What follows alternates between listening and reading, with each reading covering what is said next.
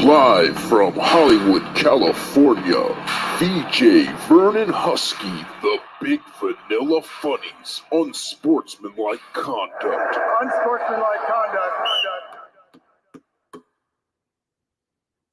I'd rather be with you, yeah. Yeah, I'd rather be with you. I'd rather be with you, yeah.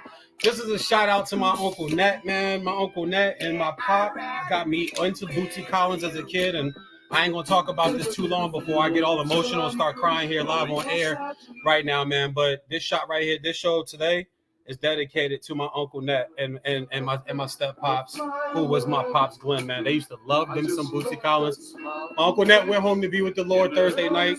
Fuck cancer. Cancer is now taking 2 uncles, an aunt, my dog that you see Woodson around my chest, a dog, and my first manager in entertainment, man. So VJ's on Sportsmanlike Conduct, Spreaker.com, live right now, iHeartRadio, YouTube, StreamYard, IG. Y'all know how I gets down. I'm ready to talk some sports today because there's a lot of things going on and a lot of stuff needs to be said. And I had my piece earlier, but I'm going to have my piece even more now. I'm your host, VJ Vernon Husky, the Big Vanilla Funny, the Big Vanilla Shaq, the Blue-Eyed Barkley, the Creamy Kobe. Happy birthday to Mamba. We will have our favorite Kobe Bryant moments today. Hey, Chanda, you see my shirt? You see the people with the mic. You see my shirt, Chanda? Y'all see it? And listen, man, y'all know I do the comedy thing, but, you know, my comedy is serious too, man. VS Top Tall Boy, miss another shut up. The Big Vanilla color card. That's because in sports, sometimes you got to deal the color card, man. Sometimes you got to play that deck. And when you do, I am your Big Vanilla Vegas dealer. Great show lined up today. We will talk Carri Richardson. We will talk responsibility. We will talk sportsmanship. We will talk PR team. We will talk self-awareness. We'll talk a lot of NFL. I want to talk about some of the preseason stuff. Call line's going to open up in 45 minutes. 860-614-8257. I don't care who you are. If you want to call and talk some sports, if you think you got it, if you think you can really call and talk some sports, I'm all for it. We will put you live on air, let you have your opinion on what you want to say about today's comments, man. I want to talk about the rookie quarterbacks that have all been drafted. There were 5 of them. Count them up. 1, 2, 3, 4, 5.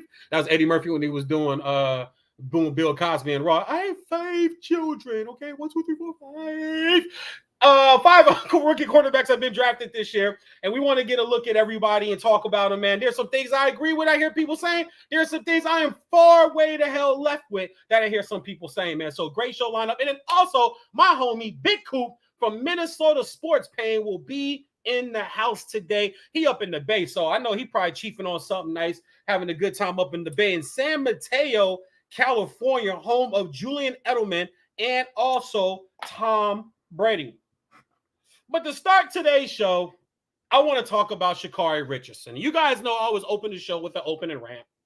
And whenever I look at this stuff about athletes of today and the way athletes conduct themselves and the way we defend them and the way celebrities jump in, I'm going to start from the top and I'm going to break this whole thing down all the way. Now, first of all, let me just start out by saying I don't have shit to prove to anybody who is black or anybody who is a woman. If you don't know me by now, if you haven't listened to me by now, if you haven't followed me by now, there's not an independent sports talk guy on the air in America right now who defends the black athlete the way I do, defends the black quarterback the way I do, defends the black female athlete, the WNBA, Serena Williams, Venus Williams, you name them, I got their back. Simone Biles, you name them, I got their back. I have done shows, complete 2.5 hour, 3-hour shows dedicated to black women. My resume speaks for itself. And if you don't know about it, then have several seats and stay your ass in your place before you come after me with your woman empowerment. Because we're going to get into that too. I have daughters. I was raised by a black woman. I was raised by a black grandmother. My mama name is tattooed on my neck. Okay.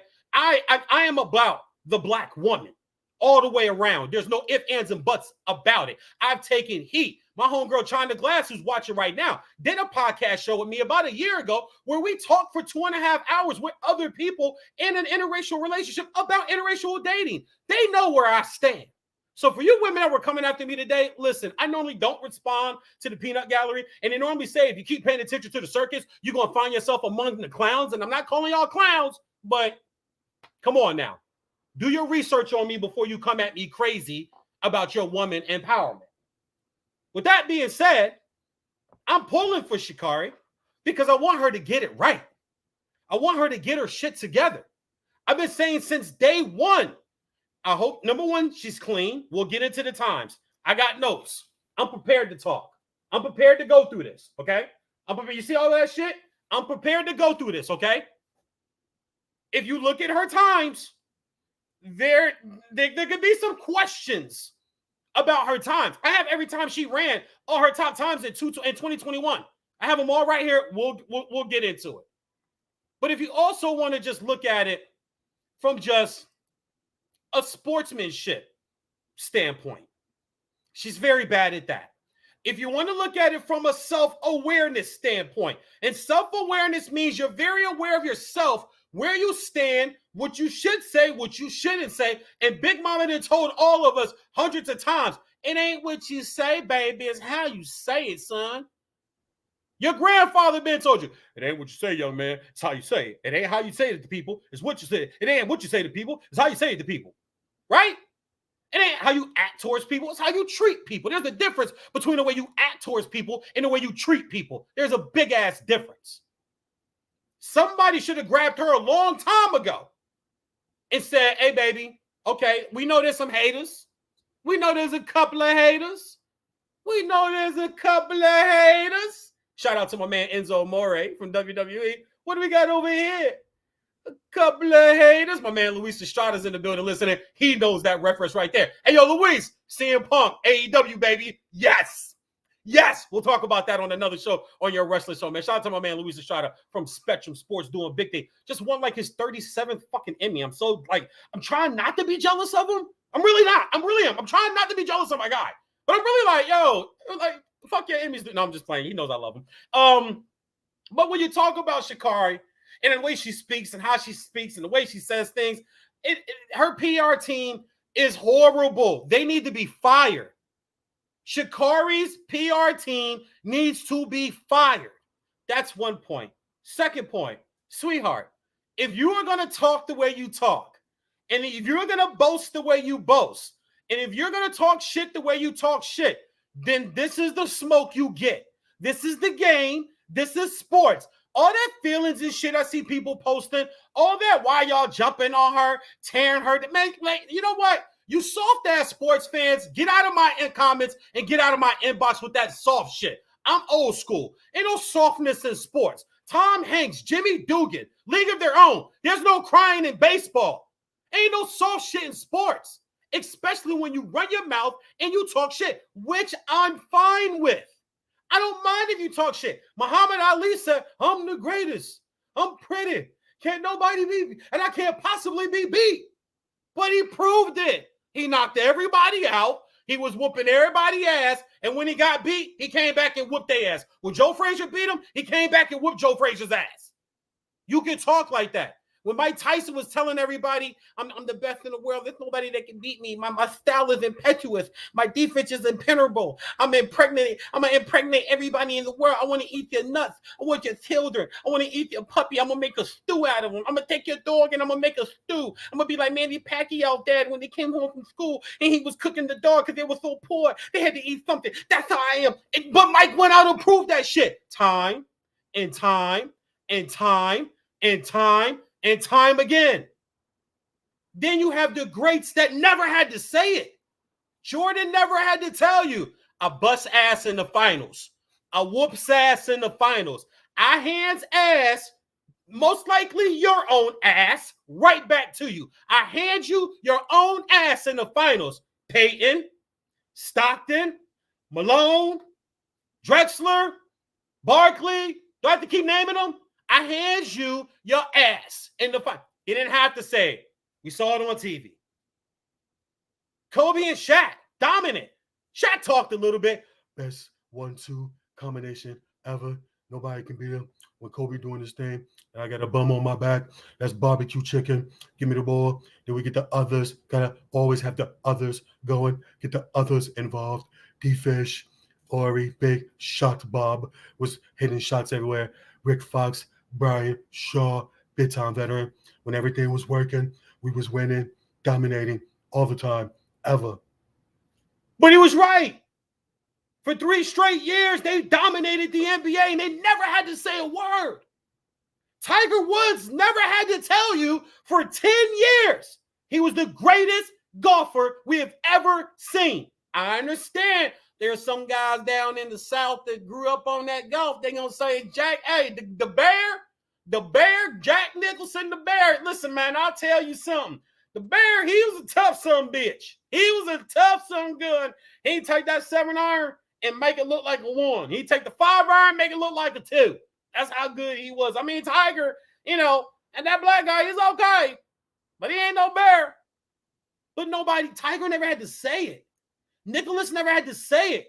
Brady doesn't have to brag about going to 10 of the last 20 Super Bowls. Think about that. 10 of the last 20 Super Bowls, he's never had to say a word. We see the shit. It's right there in front of us.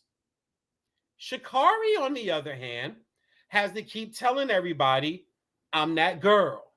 Y'all keep counting me out.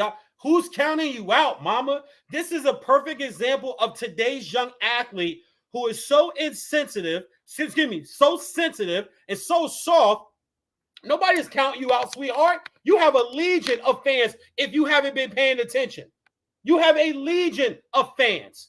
You have celebrities backing you. Dre Beats gave you a sponsorship deal. You endorse Dre Beats. You are a Nike athlete. You think Nike signs people that's not liked? You think Dre Beats is going to give an endorsement deal to someone that's not liked? But this is what happens when you talk too much and you don't train and you don't take the sport seriously. And that's where I'm going at this. This has got nothing to do about a woman. This has got nothing to do about a black woman. Whether people like it or not, I am a sportscast journalist. I am a professional journalist. And I hate to do this, but sometimes you just have to. I was going to sit it right here and flash it and show y'all, but it's sitting on the counter right there. I get paid to do this shit. And that's not a brag. It's just a fact, people. So I've learned how to separate your heart from your brain, from your profession. There's 3 levels to this shit.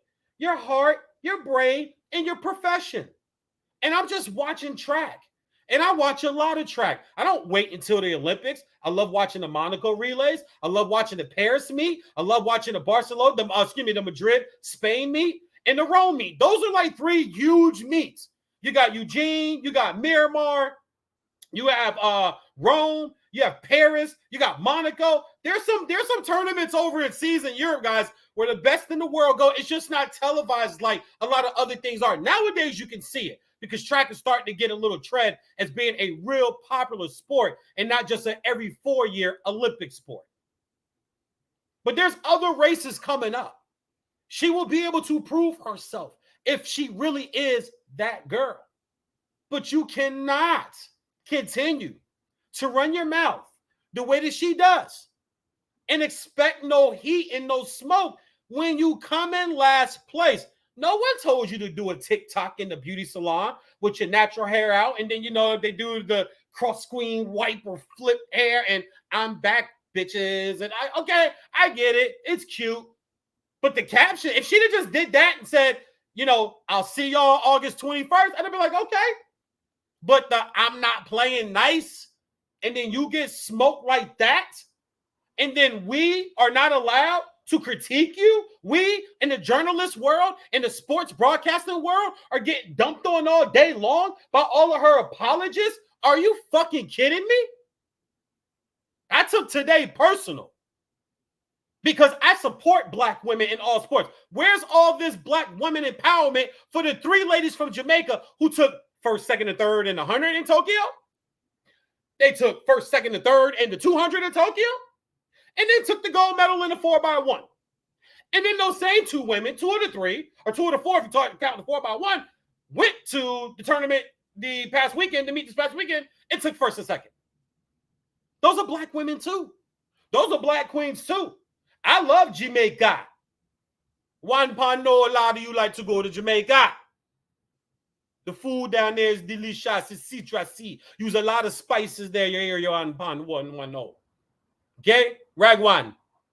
Y'all love Jamaica. I love Jamaica. How many of y'all out there have been to Montego Bay? Everybody black that go to Jamaica go to Montego Bay. Everybody black that go to Jamaica want to go to Kingston. They want to see Usain Bolt. They want to see the Beanie Man. Like, just stop acting like we don't love Jamaican. You love Jamaican jerk. You love Jamaican jerk chicken. All y'all out there eat oxtails. And oxtails ain't nothing but Jamaican, but Caribbean neck bone. That's all oxtails. Oxtails ain't nothing but Caribbean neck bone. That's all that shit is. But it's good. They slow cook it with the peas and rice, man. It's the peas and rice. Yeah, the curry goats and the peas and rice and the carrots. The peas and rice and carrots. The plantains, man. Yes. I don't see y'all like showing them this love. I don't see all this woman empowerment for them. Y'all are enabling Sha'Carri. Her fans, these celebrities, you guys are enabling her to continue to act the way she acts. And I'm just going to say, I know a lot of people are thinking it. I've had people privately say it to me. God, I know. You know what? I'm not yet. Not yet. Y'all know where I'm going with her. Y'all know where I'm going with her. You know exactly where I'm going, but I'm still trying to keep a level of respect and a level of decorum about Sha'Carri Richardson. Let's go to some of these times, because when we go back to the trials, okay, and back to earlier this year where she ran the 10.72, okay, back on April 10th. Earlier that day, she runs an 11 flat. My only issue with her times at the trials is I clearly just said the day she ran it, I remember Raynell asking me, did you see that Sha'Carri Richardson girl from LSU run the 100 in the trials today? My first reaction and my first comment back to her was, I hope she's clean. I hope she's clean. And I'll explain why. At LSU, she broke the national champion or the national collegiate record that stood for like 40-something years. There was a lady that was from Russia who was running for an American college who set the original college record for the women 100 at 10.78. And she was the first one to break it under 11. 11 was the mark. 11 seconds, 100 meter was the mark for the women's 100. She broke it back then in college. And for a collegiate record, it stood for a very, very, very, very long time. If you want to fast forward from that point to FloJo ran a 10.49. People have to remember what still stands today. That's in 1988. That was in Indianapolis at the trials. What still stands today as the world record. When she broke it, the world record at that time was a 10.76. That's almost 20 hundredths of a second faster. That's moving, people. That's moving. That's not light. That's someone who is crushing the record. I went back to YouTube and just watched some of those races, and it was like, wow, her top end speed. Once she got to 50 meters, you can cancel Christmas. It's over. Nobody's getting any presents. There's no Santa Claus. There's no elves. There's no Christmas cookies. There's no ugly sweaters. There's no nasty-ass fruit cake. There's no eggnog with the Hennessy or the brandy or the aged whiskey in it. Ain't none of that shit. It's over. When FloJo was running the 100, her top end speed we had just never seen in a woman before. And probably to this day still haven't. People still question that time, though. People have to remember and go back into research and go back in their mind and brain. They wanted FloJo tested. They did not believe those times. They wanted FloJo tested. And I'll tell you this. FloJo then went on to the Olympics and ran a 10.61, which still won her a gold medal. And that made people question it even more. Okay, hold up. Hit the brakes. Or how the young music go? Skirt. Ain't that the sound that they use? And hit it, set it, hit it, skirt. in the center. Skirt. Ain't that how the rap go today? Shit it. Hit it. Hit it. Skirt. All right, so skirt. We're going to do a skirt. Hold on. People thought, wait, whoa. A 10.49 at the trials, and you get to the Olympics and you run a 10.61? Huh. People question that. People wanted FloJo tested. She was not just walked in, passed through. She was not just supremely celebrated. She was not supremely celebrated. Hold on. I got my man Coop. Excuse me 1 second. I know if you're on radio, you don't see me, but I got to invite my man Coop back in. I'm not sure exactly why he didn't get the invite, but he told me he didn't get the invite. So I just want to make sure we get him in space and get him waiting and get him on. But if you want to go back to FloJo once again, really quickly, FloJo was questioned. Her time was questioned back then because the testing and it's a little different leading into the World Championships, or excuse me, the trials leading to the Olympics. Ben Johnson, you guys all know the 30 for 30 scandal on Ben Johnson. When he got busted, he didn't do it at the Olympics. He did it before the trials. It came out. He was doing it training up to the trials. He won some of them fastest. He ran some of those fastest times of his at the trials. Now, when you go to the Olympics, you want to, you got to clean up. You can't do the stuff that you was doing before as far as the juice goes and the PED goes. So the times go down. So I'm just looking at that in history. The times go down. You can say the same thing about Carri Richardson. Her fastest times last year, she ran an 11 fat on April 10th. She ran a 10.74. She ran a 10.72. She ran, and listen, and from May 23rd on, 11.53, 11.44, 11.14 this past weekend, the 11.14 this past weekend. Guys, your time does not drop off like that unless something's going on. Now, I don't want to plant that bug, but I also know, like college sports, track is dirty. I want to believe Usain Bolt really wowed us for 3 Olympics. I really do. But if people remember, he got smoked at his first Olympics. I don't know how the hell you got that much faster. I'm not sure how you got that much faster as far as your top speed goes. But okay, if you ever got caught, it's like Barry Bonds, right? Barry Bonds has never been caught. Do I think he juiced? Yeah, I think he juiced. His head was as big as a car tire. His head was bigger than mine. And my man Akeem from my high school, who does stand-up comedy now, he loves sports. He's a 49er fan. He used to joan on my head all the time. Barry Bonds' head was bigger than mine. So something was going on. And now you see him now, he about as big as a broomstick. Like, come on. Same with Aguirre. Same with Sosa. Sosa didn't change so much. He white now. He got white skin and blonde hair and blue contacts. Sosa said, damn, just the body. I see ball, I hit with stick. And then after baseball is over, I less all muscle. I change skin to white skin so I look light. I put blue contact in like motion, aloe blue. I want to look like VJ, so I put the blue eye in, and then I go quiet. Then I go away quiet. I marry fake breast white woman, and then I go. I never come baseball again. I don't care about Hall of Fame. I make all the monies. I have all the ladies. I have all the chicas. I have all the bonitas senoritas. I okay. But when I play for the Chicago Cubs, I see ball. With stick, I hit ball over fence. It's fence had glass and plant on the wall. Wrigley Field, like the chewing gum. Like the gum you put in mouth for fresh breath to chew, that's the name of field I hit the ball. Like, dudes, your body changes. Also, too, go back and just look at the footage. Does Carri look like she did when she ran that time? She was cut. You look at some of those stills and some of them pictures, I'm kind of jealous. I almost want to call her and ask her what her diet is. Like, what are you eating? You don't eat bread, do you? Yo, Chicago, you don't eat bread, do you? Or you eat biscuits? Damn, you don't eat biscuits neither? How about cheese grits with butter? Damn, you don't eat no cheese grits? I got to cut out the cheese grits? What about half a bag of Gold Harbor Road gummy bears while I'm watching DVR sports at like 2 in the morning?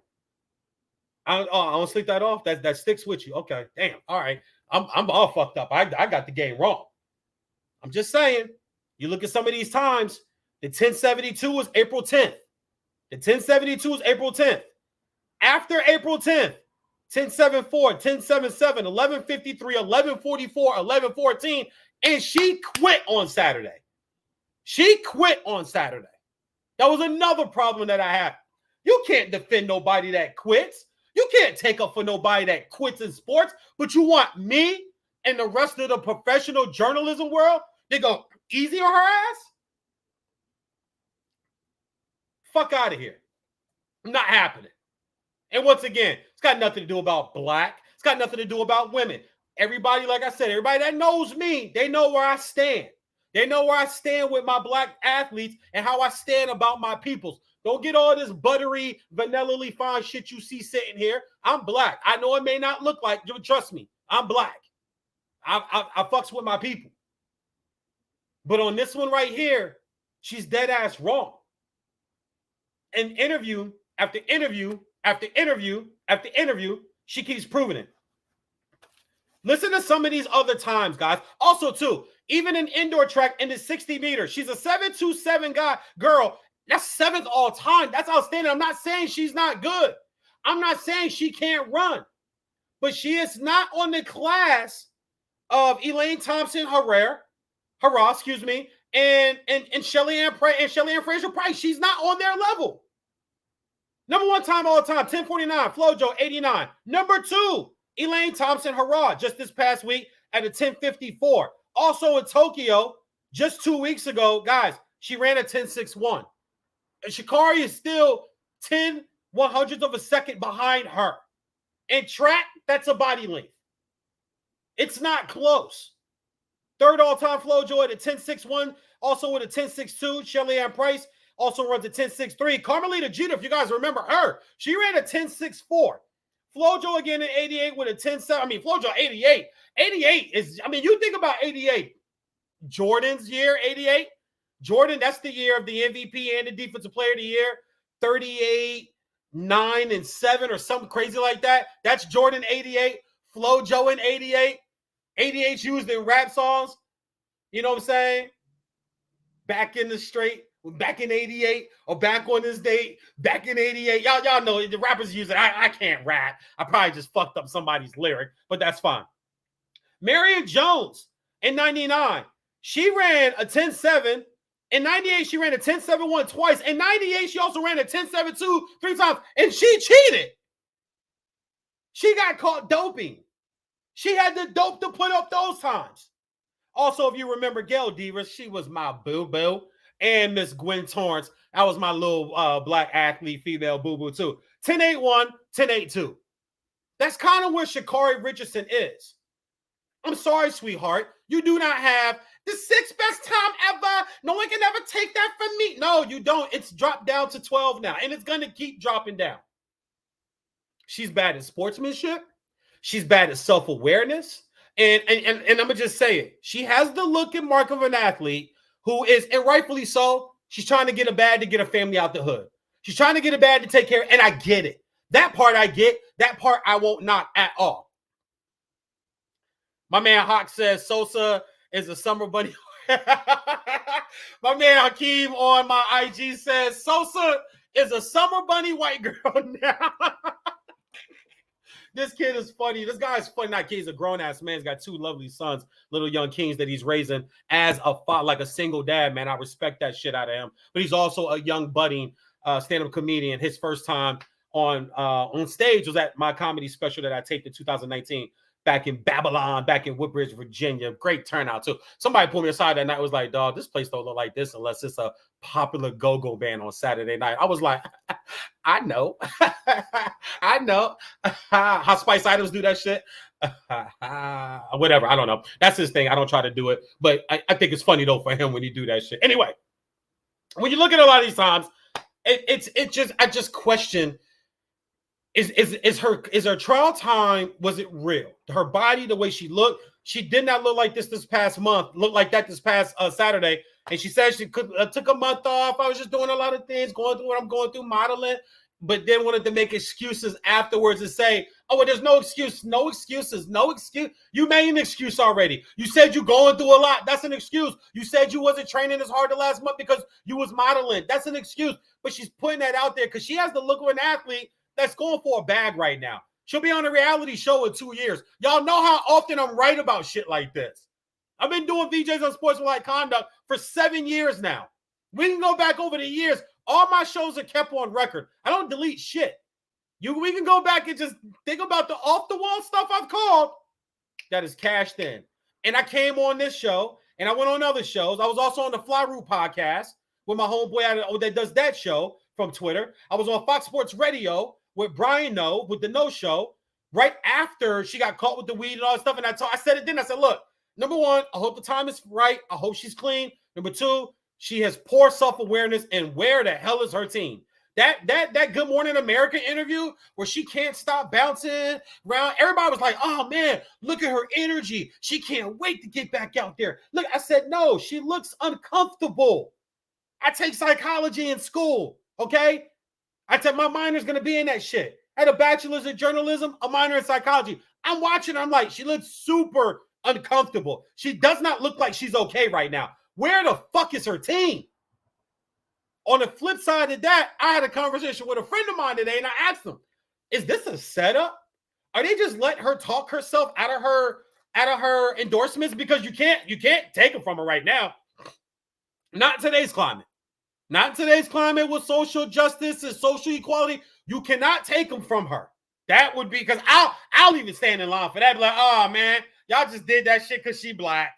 If she was a white girl running and talking trash, y'all have got somebody to her and calmed her down and trained her and got her PR together, how to speak. Listen, I know a lot of black people. I had a female friend of mine hit me up today. Why do black women got to be humble? People are threatened when a black woman talks. So I'm like, listen, that's not talking strong. She's talking stupid, okay? Stop it. Maya Angelou talks strong. Michelle Obama talks strong. Felicia Rashad, a.k.a. Claire Huxtable, talks strong. Jill Scott sings and talks strong. Erykah Badu sings and talks strong. She sounds like somebody from Love and Hip Hop. Let's just say it, people. Let's just be honest and put it out there. Anybody listening in the chat, say, holler at me on my IG. Holler at me at the chat on YouTube. Like, come on now. She seems like she should be on Love and Hip Hop. I'm trying to stay away from the G word. But I'm also from that era. I'm from that community. I got cousins and family, and I done dated women from that community. That train's never late. The apple don't fall far from the tree. And I finished the rant up with this. You know I would love to see get their hands on her, but privately. Don't make a big fucking show about it like you do with everything else you do. Don't brag about privately. You know who I would love to see get them hands on her, who probably understands what she's going through right now? Clutch Sports and LeBron James. And you guys all know I am not a LeBron James fan. I don't like the guy. Never will. Never have. Never will. Kobe's my guy. It's just the way I'm built. I don't like the fuddy-duddy. We don't have to go through it. Y'all already know. But, man, if there's a guy who could call her and say, listen, mama, this conversation doesn't go past us until I'm ready for it to go past us. Yes or no? Is that understood? Yes or no? And if it does, deal off. Yes. Okay.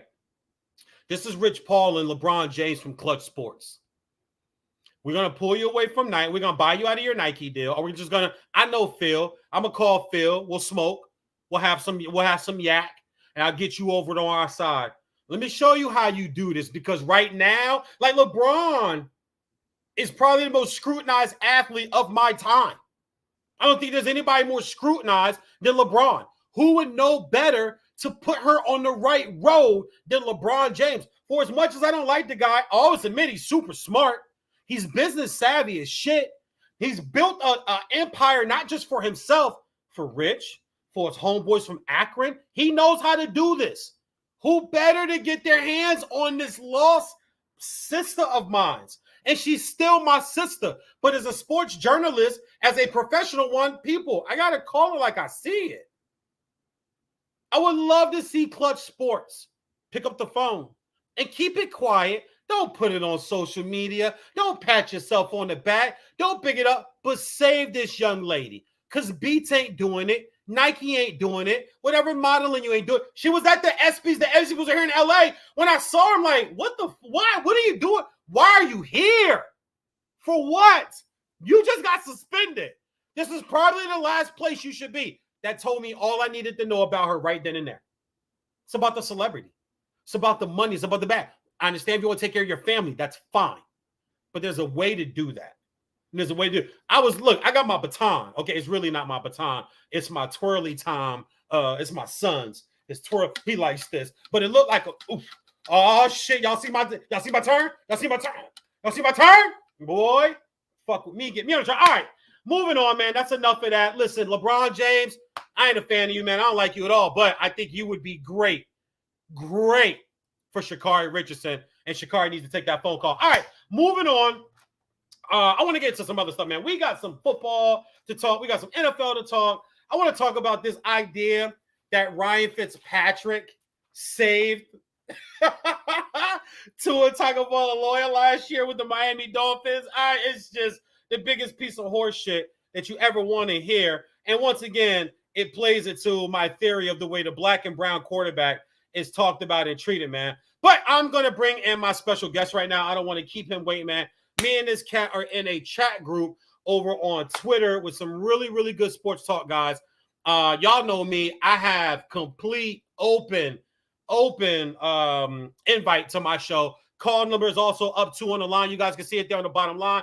Coming to the end, 860-614-8257. I don't care who you are, where you from, who you like, who you don't. You call VJs on sportsmanlike conduct, we'll put you on. You start saying dumb shit, we'll just say thanks for the call and just hang up. So if you're going to come, call, keep it a buck, keep it real. Let's just talk some real sports. And y'all have to agree with me, and I give my people the floor. I give everybody the floor, as I'm about to give this guy right here, man.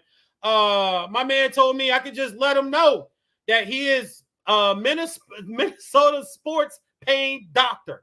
He's the Minnesota sports pain doctor. And I'm pretty sure that might have a lot to do with like the Timberwolves or the Vikings, because those are his team. And it's been a while since the Twins won something. The T-Wolves, Minnesota Vikings. Y'all didn't know me. Y'all know that's my crush squad right there. So I ain't going to bang on them. And then they do got the Minnesota Wild up there in hockey, which is they're good some years. I watch hockey, so I know they go to the playoffs from time to time, man. But my man, Mr. Sports Pain Doctor, they call him Big. I heard the Honey Dips call him Big Coop. His name is Cooper White, but I heard the Honey Dips call him Coop W.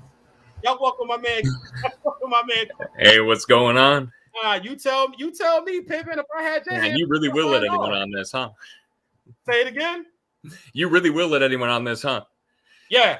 He's not lying. I'll let anybody on. He'll let you on. Even somebody with cartoon drawings with fucking Christmas lights up, they can come get on. It don't matter to me. I'm white. They're on all the time. What can I say?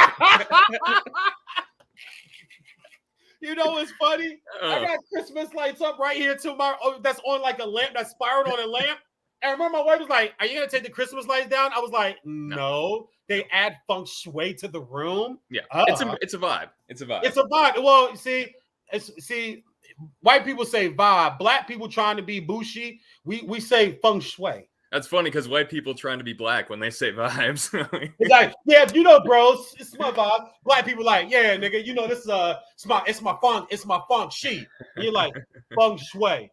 Oh, yeah. Feng shui. I know her. She still fuck with Ray Ray on Crenshaw. I know feng shui. No. Anyway. So I'm down to talk about Ryan Fitzpatrick, though. I know I'm a Minnesota guy, but I'd love to talk about the 7, maybe 6 good games he's going to give you this season. No. First of all, Washington is in a whole lot of trouble because they have a defense. I love Rivera, but your quarterback is still Ryan Fitzpatrick, who is a career. I got the numbers right here. He is a career 59, 86, and 1. 3,069 yards over 5,054 attempts, 60%. 35,000 yards, 223 touchdowns, and 169 interceptions. I'm still trying to figure out how he's in his 17th year. And I know the whole Harvard thing. And he doesn't even have a good record for a backup. If you're a backup, you're supposed to win at least half your games, right? Exactly. He doesn't have a good record for a backup. And he'll give you 6, he'll give you 7 for sure. And he will ball out. And everyone on Twitter will be going fucking nuts. And, but then it's going to fall off a cliff. It's done. There's no way he's leading you to sustained playoff success. There's no way. I don't know how much you know about it, but I know you were just listening to the Sha'Carri Richardson rant. Just give me a few minutes on that. Am I off kilter? Am I a hater? But talk. You've seen all the backlash. You've seen all the shit. Have the floor, bro. Yeah, well, that's something I actually did not know that situation, and I was kind of half listening. But I don't think you're too. No, I don't think you're too off base though, right? Like, if I'm gonna send someone to like anyone to get straightened out in the sports world and have someone put like their arm around them, I'll send them to LeBron. Sure, like that's got to be top 5, no matter. You know what I mean? Like, who else is gonna do that? Like, well, he knows about scrutiny. He knows about scrutiny. He knows about the fans coming after you. And like I said, I'm not a fan, and I know that shows I'm not a hater. I'm not a fan. I don't like the guy. But if I were in charge of a young athlete that was going through what Sha'Carri was going through, I would call somebody that I knew could get me to Rich Paul and say, listen, could you guys take her? Because if not, she's gonna talk herself out of all her endorsements, and she's not really true athletes, and I'm a former athlete. We just you do not show up half-ass. She showed up half-ass Saturday in the show, and she got her ass wiped, and she got her ass. The Jamaican girl said, "Oh, upon little girl, here go your tail back. We give it back to you now. We wipe your ass with your track, and now you may have it back." And you're 100% right about the Jamaicans, though. Not enough credit for what they do in that sport. Are you kidding me? Not even close. Man, just they run that shit for decades. Yeah, Usain Bolt gave us 3 Olympics. Yeah. And then people have to remember, you have a Johan Blake who actually beat Usain in one of the world championships, and he beat Usain in one of the Jamaican trials. Now, that's like his little brother. I'm not sure if Usain, I saw the race, so I'm not sure if Usain pulled up a little bit away. Like I said, I saw the race. I'll just leave it at that. And I get it, because I probably would let my little brother win the trials, knowing that I'm going to smoke everybody at the Olympics. That's just the kind of heart that I have. But anyway, let's slide over to football, man. We'll get off Ryan Fitzpatrick. Talk preseason with me. You are a big Vikings fan. I'm going to let you rant for a little while. Tell me what you see. Tell me what you like. Tell me what you don't like. And just get into the Vikings. And then after that, I want to talk some of these rookie quarterbacks. I want to talk some surprises in the NFL. Some teams you think that'll be good that won't be. And some teams that people think are going to be shitty that you think are going to be pretty good. So you got the floor. Cooper White. My white guest today, Cooper White. Look at Whitest boy around. All right, so let's start with the Vikings. That'll get me on a good roll there. Right? There we go. Go ahead, brother. So you know what? All right, good offseason. You know what I mean? Like, you took advantage. I mean, people come at me saying like, "Oh, see," like, because I kind of be a Kirk hater on Twitter sometimes. People come at me like, "See, like they can sign anyone they want. Like his contract don't matter," but that like they're failing to take into account the special context of the offseason. You know what I'm talking about? In any other year, if the cap goes up like it normally does, so the Vikings ain't bringing in Breland. They definitely ain't bringing in Richardson. You're telling me Richardson wouldn't get a contract if the cap wasn't going up? They're not getting him on 1-year deals. They're not even getting Peterson for $10 million probably. So it was cool that they leveraged that situation to improve their defense. But man, I don't know. I'm not vibing. For me, Kirk Cousins, and this might sound crazy, doesn't pass like the starting NFL QB vibe check. You know what I mean? Like, I like him. I disagree with you on that majorly. Yeah, I excuse me. I disagree with you like on that majorly because this is how I look at a quarterback. If you're not losing the games, then you have to back off the quarterback. The games they lost last year were not on Kirk Cousins. Kirk Cousins last year, I believe, and I'll have it written down. I just think I memorized it. Yeah, talking about him before. 34 touchdowns, 12 interceptions, and like 4,300 yards, 42 or 4,300 yards. And he was doing that with a rookie wide receiver who was just learning the league. And that's because you had a guy by the name of Dalvin Cook, who I am in love with as a football player, comes from my side crushing college football, Florida State. I think he's the best complete back in football. You could do so many things with him. And when you have that, it's going to open up for the quarterback. Kirk Cousins didn't have that at other stops. No. When I look at the Vikings, like you said, I look at the defense, and Kirk Cousins didn't tell the front office to dismantle the secondary. You're right. And get rid of everybody. Xavier Rhodes, people try to say, oh, he was getting beat. Yeah, he was getting beat because he had to cover for 5 to 6 damn. I know, and they're putting him on one-on-one. They needed to put him in a zone. I agree with you. And I agree with you that it's not his fault. Not even close. Yeah. But whose fault it is like, secondary to will it work? You know what I mean? Yeah. Like, so I don't blame Kirk. I don't blame Kirk for the team construction, which I think has been, kind of hot, kind of cold, like subpar overall, though. You know what I mean? Yeah. And you can slice his stats up 100 ways and say elite quarterback, elite quarterback, elite quarterback, elite quarterback. But at the end of the day, it just doesn't produce on the field at a high level. He's a career 500 quarterback. He has a career .163 win percentage against winning teams. And I know no one wins against winning teams. Super stat. No one wins against winning teams. But like the good ones win like, 0.36 or something like that. Yeah, like, the good ones beat good teams. That's egregious. Yeah. 1.63 is egregious, or 0.163. And like overall he has the stats, but then there's going to be that week where he just drops back and just throws the ball straight to a linebacker on the first play of the game, and you're cooked from the beginning. You're cooked. And one more thing. And like I'm gonna come off as the biggest Kirk hater. I don't hate him. I just don't think it's working the way it's like, you know what I mean? It's just not working. Yeah. If down by 6, minute 50 on the clock, call it one timeout, call it 2 if you want. How do you feel when Kirk Cousins is under center then? And the answer is bad. You feel bad. You feel like you're going to lose. You be honest with yourself. You feel bad about it. But that's what I'm saying. Like, honestly, I like this team, and I don't want to be like negative guy. Like, no, I like Zimmer as a coach. Like, he knows how to run the room, He knows how to run that room. You don't survive 7 years in the NFL without getting to the Super Bowl as a head coach if you can't run the room. He's a good head coach. Like, that defensive line is going to be nasty this year. Yep. That's a stack. Now, Everson Griffin just signed today, too. Yep. So we got Everson Griffin rotating in with Danielle Hunter, who's looking fresh, by the way. Does not look like that neck is bugging him at all. Well, before the injury, he might have been a top 3 D lineman in football. I mean, if you were watching, he was, but that's a crowded room. That's a crowded discussion. He's in the discussion for top 3 no matter what. You can't have it without him, in my opinion. Yeah. But that's a crowded room, though. That's a crowded top 3. And that whole defensive line is just going to tear people up. The secondary, it's hard to say. At least you got solid, right? And there's no weak links. There's no more weak links as long as we don't get injuries, which we will get injuries because everyone gets injuries. No weak links on that defense. I don't know, though. What are they getting, like 9.5 over under? Yeah, they're 9.5. I got it right here. They're 9.5 is DraftKings has them at 9.5. Betting House and Bally's. I go by Bally's because I like to go out to Vegas and I like to sit in Bally's and look at the big board with all the games. I've done radio shows from there. I've done podcasts from there. Yeah. So I listen to Bally's. I pay attention to Bally's a lot. They got him at 9.5, and I think that's about right. Here's the thing. One COVID exposure away, by the way, from the under. I think I would go under because I think Chicago is going to make the mistake of starting Dalton, and that's going to put them behind. Yep. And I think the Lions are. I watched both full preseason games of the Lions, and I understand each game doesn't have all starters, but I'm a football savant.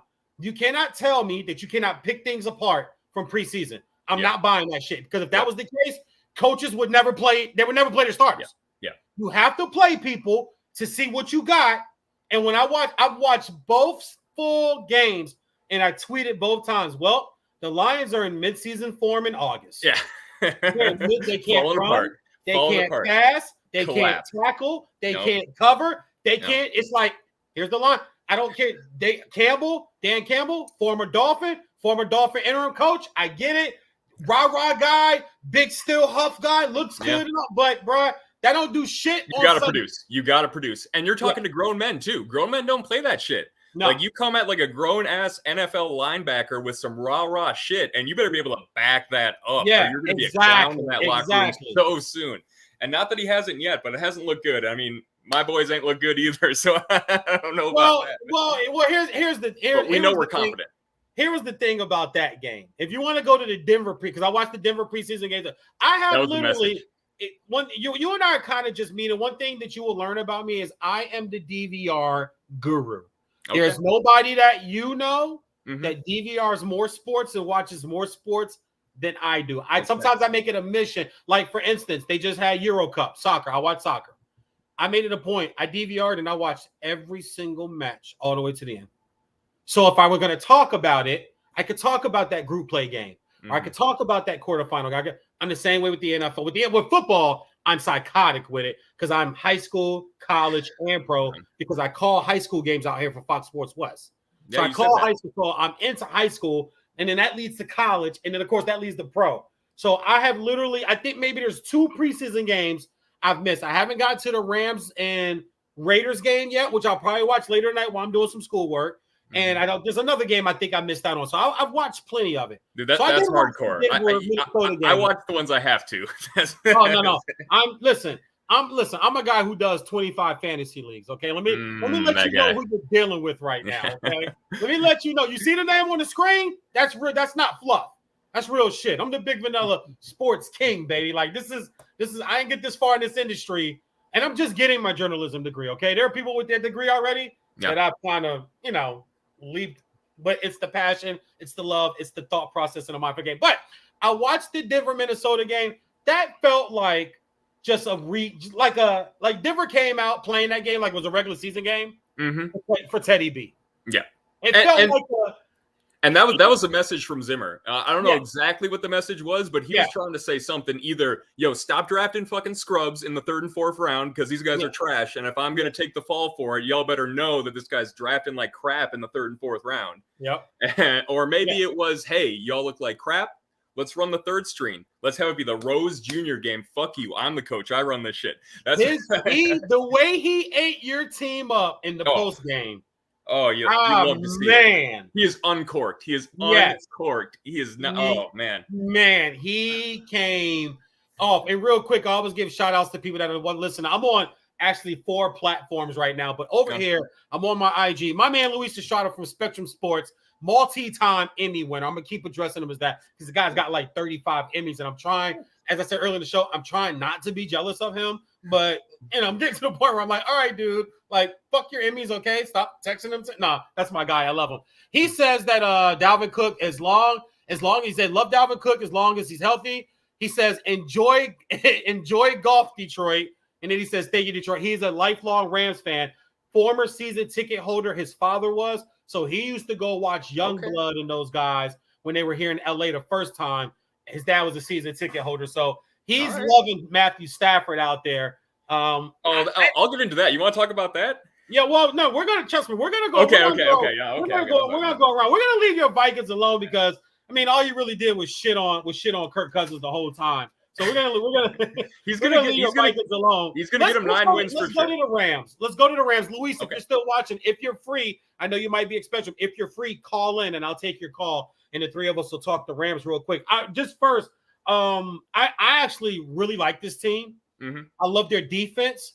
Once again, one of my side crush, Florida State, Jalen Ramsey out of there. I love him as a shutdown corner. I don't care what video you want to post during the team practices in the summer. Everybody's going to get beat. Everybody's going to, drop a ball and throw a ball. He can do what he wants. I don't care about that shit. Yeah. But I know on Sundays, after September, him, Donald, that defense. I love the offense. Cooper Kupp, Woods, who I saw in high school calling his games out here before he went to USC and then went off to the NFL. Love the line. Akers is going to hurt. Cam Akers, another Florida State Seminole. That's going to hurt. That's okay. They run the outside zone, though. They can plug someone in. Yeah, I think they'll be fine. My biggest beef with the Rams is Sean McVay is the most overrated coach in the entire league. Oh. And it's because he's young. And it's because I know that, listen, I'm in LA, so I get it. You're up in California. Okay. The guy looks good. He's got the look. He's got the flair. He's young. Listen, I get all of that. And that'll buy you some time. It's like Tomlin with the Steelers. He's stone-faced. He's blue-collar. He's likable. He's a cool dude.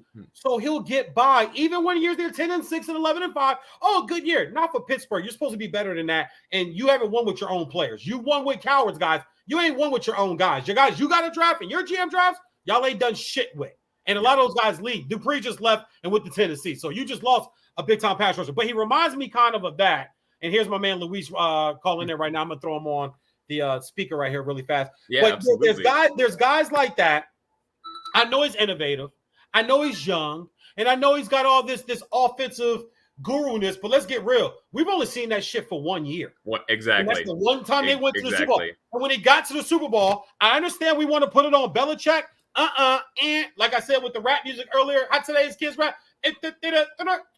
All right, so we're going to do the Brian Flores called the plays in that game, not Bill Belichick. So and if you go back to last year, Luis remembers this. Rams come out to Miami. Rams are a better football team. I didn't think my Dolphins would win that day, but the Dolphins put that defense on that ass because guess who's calling the plays for Miami? Brian Flores.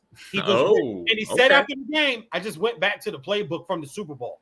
It's the same offense. It's golf. We know, and shut them. Miami sacked them like 5 times. A sack fumble that was picked up by Van Ginkel and ran for a touchdown. Picked them off twice. Like they were on his ass. But he's so in McVay, you would think, okay, I've been against this guy before. He called the plays in the defense. He doesn't even have the Patriot team. He's got Tua and no receivers. 3 rookies on the offensive line. They're running 4 different damn running backs. I'm gonna toast this guy today. And got his ass handed to him. Let me ask you. Does Stafford fix that problem? Let me tell you something. I don't know if he fixes it entirely. Listen, I got a better guy for that, man. Coming in from Spectrum Sports, he is one of my good friends. I love this guy to death as a human, not just sports talk. We played in celebrity sports talk radio games together, softball games together. This guy have done 100 shows together on so many different platforms. But over at Spectrum Sports, multi-time Emmy. I want a fucking Emmy. He's got a bunch of these shits, man. It's starting to get to me, Luis. It's starting to get to me, Luis. My man, Luis Estrada. What's going on, bro? What's going on, brother? You know what? I'll tell you what. No matter where I go, I never get an intro quite like what I get from you, even on my own show. I appreciate it, my man. And my guest right now, Cooper White. Cooper, when we ended our phone call earlier today, and I told you to text me. What? Go ahead and tell. What tells the people? This ain't a setup. What did I tell you, bro? How I feel about yeah, you told me to give you an intro, and I was like, I ain't got one, but you can call me the Minnesota sports paying doctor because that's kind of what I function as in my imagination. And I told him, I said, bro, I really care about the people I bring on my show because I don't just bring on no Johnny come latelys and no half-asses. So when I intro you, even if you suck, at least the first initial thing will be like, damn, V just talked this dude up. Let me tune in. This dude might be the shit. So I really do care about my intros, man. Luis, talk to me about these Rams, baby. He doesn't think that Stafford, you and I feel different about my man out of West Texas that went to play for them Bulldogs in the SEC between the hedges. Talk to me, baby. Well, I'll tell you what. You know this, and anyone that's heard me over the last 5-6 years knows this. I hated the Jared Goff pick from the very beginning. Yep. Before it was even announced, when it was rumored that the Rams got the number 1 pick and they were going to take Jared Goff. I said it then. I'll say it now. Carson Wentz was the better player. Now, Carson Wentz can't stay healthy, so that nullifies everything. But neither one, I would have taken Carson Wentz. I always thought he was the better athlete. I always thought he was the better quarterback. Jared Goff was not the guy. So now you're going to tell me I can get a guy like Matthew Stafford who's had his issues in Detroit. Yes. But he's never had a running game consistently like they were hoping to run get with the Rams with Cam Akers. But of course now Cam Akers is hurt and has gone for the year. So they're going to have to do something with the running back. You've got 3 good receivers. I'm not going to say great receivers. I think Cooper Kupp is going to be. Kupp's on the edge.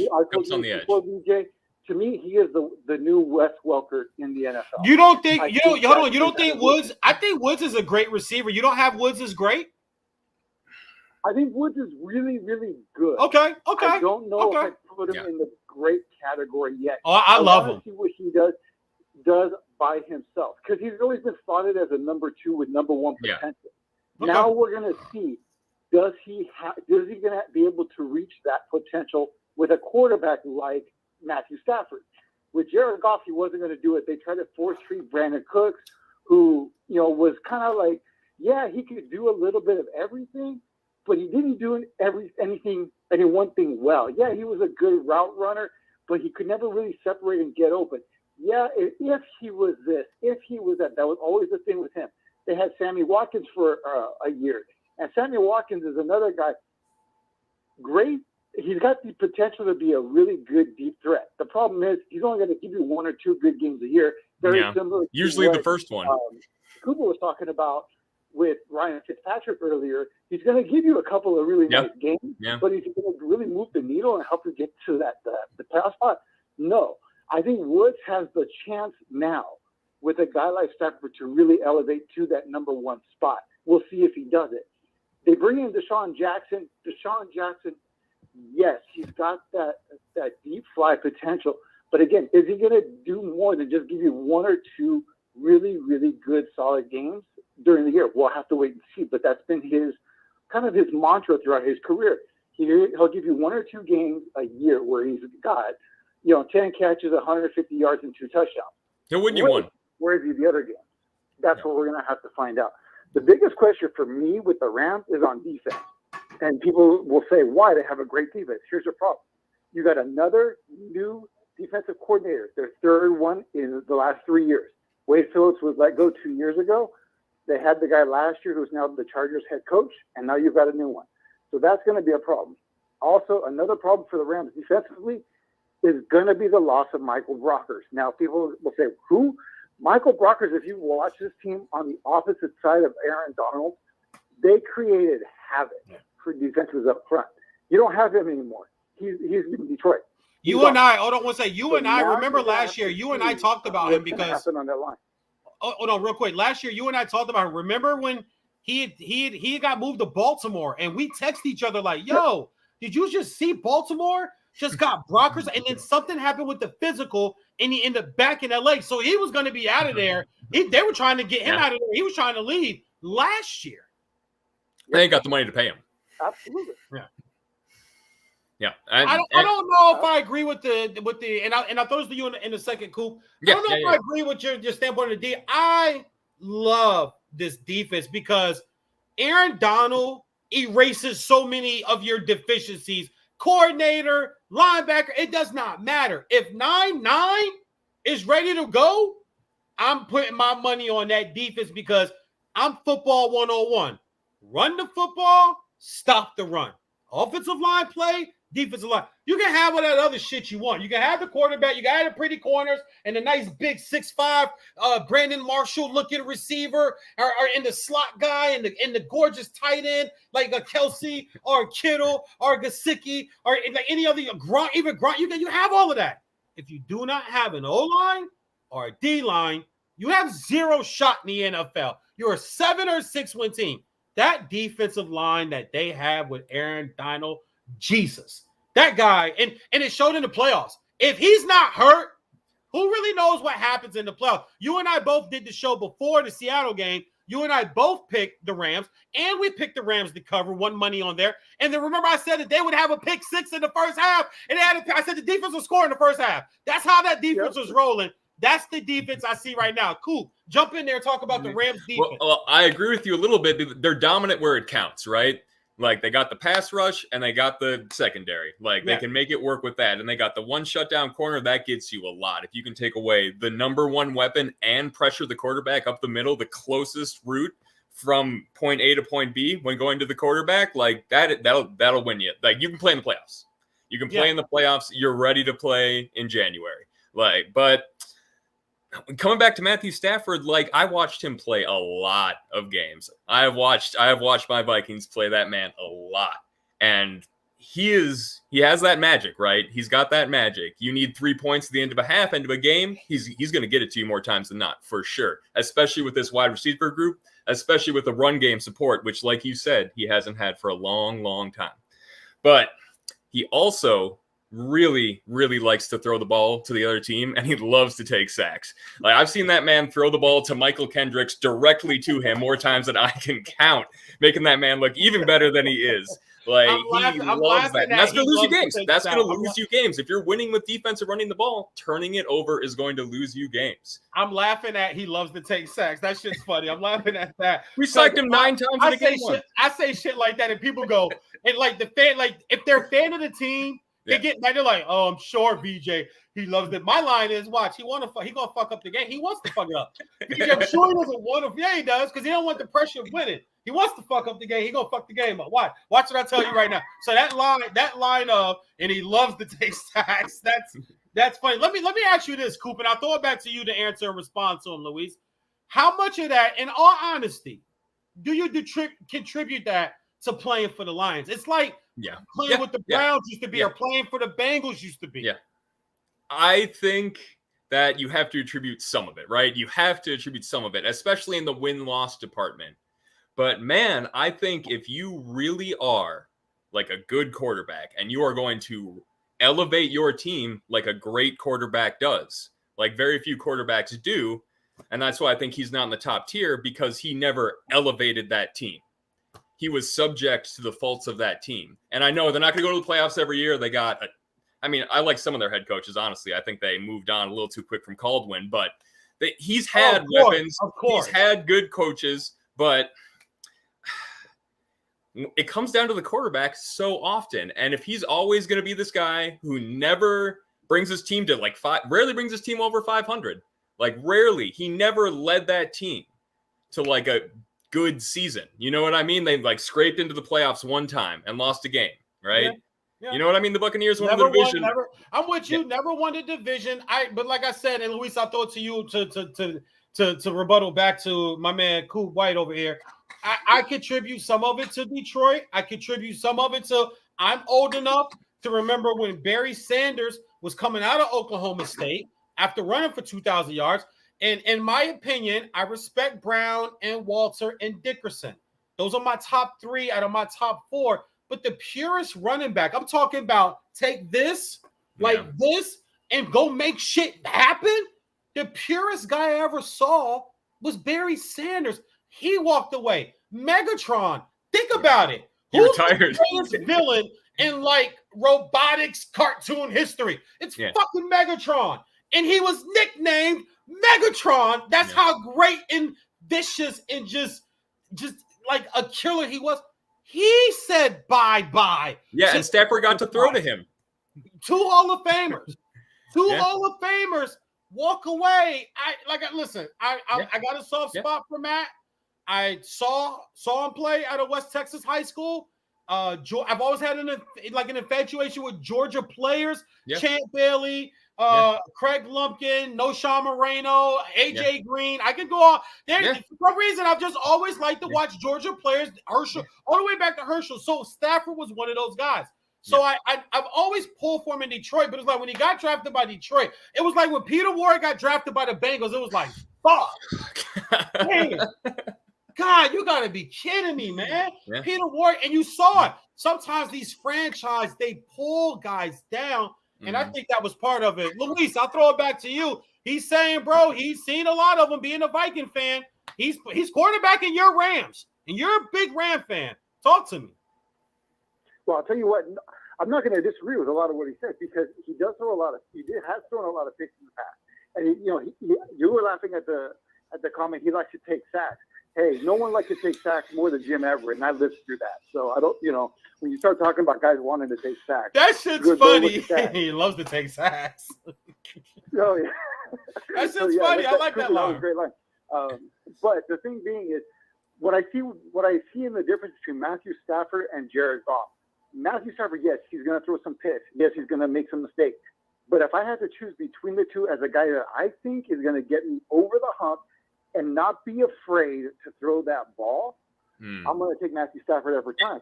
It's an upgrade. He can be accurate when he has time.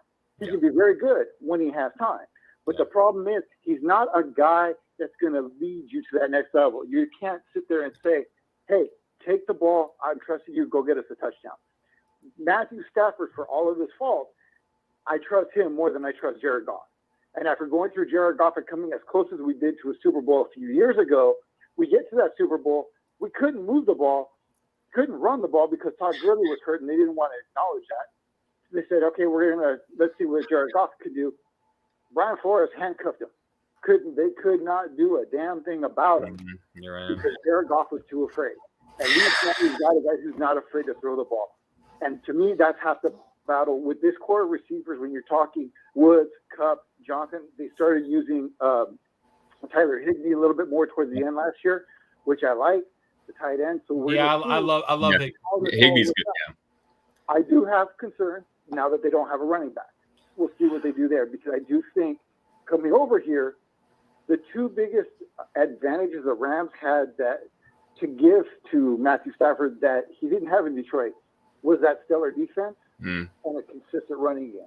How do you feel about the offensive line? Without Cam Akers. Go ahead, Coop. And Darrell Henderson got hurt today. Yeah, I saw that. Coop's got a question for you. Go ahead, Coop. How do you feel about their offensive line? I'm genuinely unfamiliar. Do you think that's going to be good enough to keep him clean? He likes to hold on to the ball.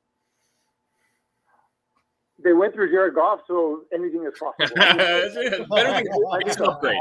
It's an upgrade. I'm sorry. I just wanted to know because I wanted to know. But as long as you've got Andrew Whitworth on the left side, people talk about his age. He's played great since he's come over from the Bengals here at the Rams. And he's also that lead horse that's on that offensive line. He's the guy that keeps it together. As long as he's healthy, I think they're going to be fine. Justin Fields, Trevor Lawrence, Trey Lance, Mac Jones, Zach Wilson for them bum-ass Jets. Luis, take one and go. And what have you seen? What do you think? I love what I've seen from Justin Fields so far. Okay. His accuracy, the way that he's throwing the ball, the way that he's got command of that offense. I know it's preseason, but he's just got that it factor, and you can tell already that offense believes in him. He already has the trust of his teammates, and that's huge going into an NFL season, especially as a rookie. Do I think he's going to start the season as a starting quarterback? No. I think he should, but I don't think he will. I think they're going to start Nick Foles for just a little bit, but I would say by week 6 or 7, Justin Fields is the starting quarterback of the Chicago Bears.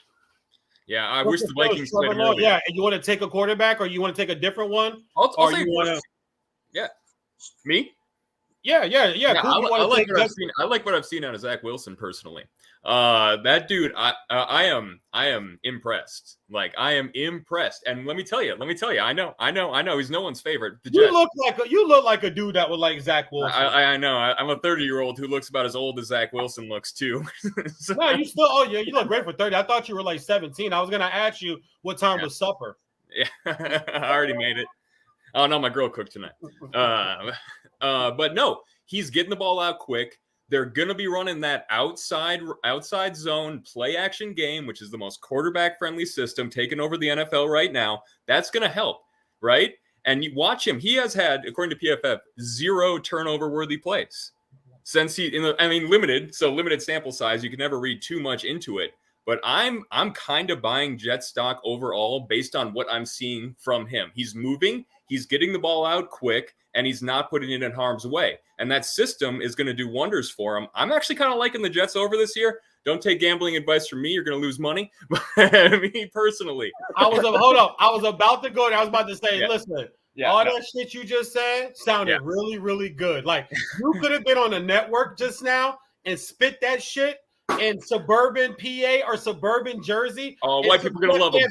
White people are going to love him. Say, hey, this cool white guy, I fucking like this guy. He's talking good about the Jets. And the Jets told you Zach Wilson, he's going to do some fucking things. This guy right here, I like this guy. No, Vegas isn't buying it. The opening week against Carolina, the 4.5 points hasn't moved. And I'm watching that. I'm like, okay, Vegas is watching, and Vegas is like, oh, you know what? You know whose line has moved? The 49ers. Why? Because people think listen, and let me jump in here. Yeah. I've talked a lot about. I want to talk about Trey Lance because I don't think he gets talked about enough. Because we're talking a lot about Zach for the bum-ass Jets. We're talking about a lot of Mac Jones because people just don't want Cam Newton to be the quarterback of like the all-American type NFL team. And I think Trevor Lawrence is going to be fine. But Urban Meyer is not going to last in the NFL. I give it 2 years on the over and under. I'm going under, and that's 2. So I get the 2. So this year, next year, after next year, he realizes, bro, this ain't college. You can't control the media. You can't go off on the media for stories they write that are true about your fucked up athletes and team and players on your team. We don't want to go through the Florida roster. Like I lived in Bristol when all that what happened. You got to adjust in the NFL too. You got to adjust. In there. Yes, it's a different animal in the NFL, and I think this was a money grab. And for Sean Khan, the owner, he needed a big splash name. Nobody, listen, they tried to go after Coward. They tried to go after some big name guys. They tried to go after Harbaugh out of Michigan. And they all looked and said, yeah, I get the number 1 pick, but you got a lot of holes there. And it's not a football town. It's Jacksonville. No. I can't tell you shit about that city. But anyway, I want to talk about Trey Lance because I have been on record as saying, if you were going to trade up to take Trey Lance, John Lynch, who's kind of running the show now, who I had the pleasure of interviewing for the Hall of Fame inductees virtually. That was so much fun. Shout out to my man, Black Hawk John, that hooked that up for me with the NFL front office. But if you were going to trade up and you were going to take a quarterback, Jimmy Garoppolo had to be gone by draft weekend. He had to be gone. It's You weird. can't have this. I'm never like it was like, okay, let's just go through the teams. Justin Fields or Andy Dalton? Who's the future, guys? Justin Fields. Trevor Lawrence or Gardner Minshew. I love his name, but it's a really fucked up name. His name is Gardner Minshew. Jesus. But who's the future there? Yeah. Trevor. Lawrence. Oh, of course. Zach Wilson, and I don't even know the backup for the Jets. Who's it? Flacco? Oh, yeah. Flacco. It's Flacco. Flacco. Yeah, it's like, Who's the future there? Flacco. Yeah, Zach Wilson. But in San Francisco, you have this.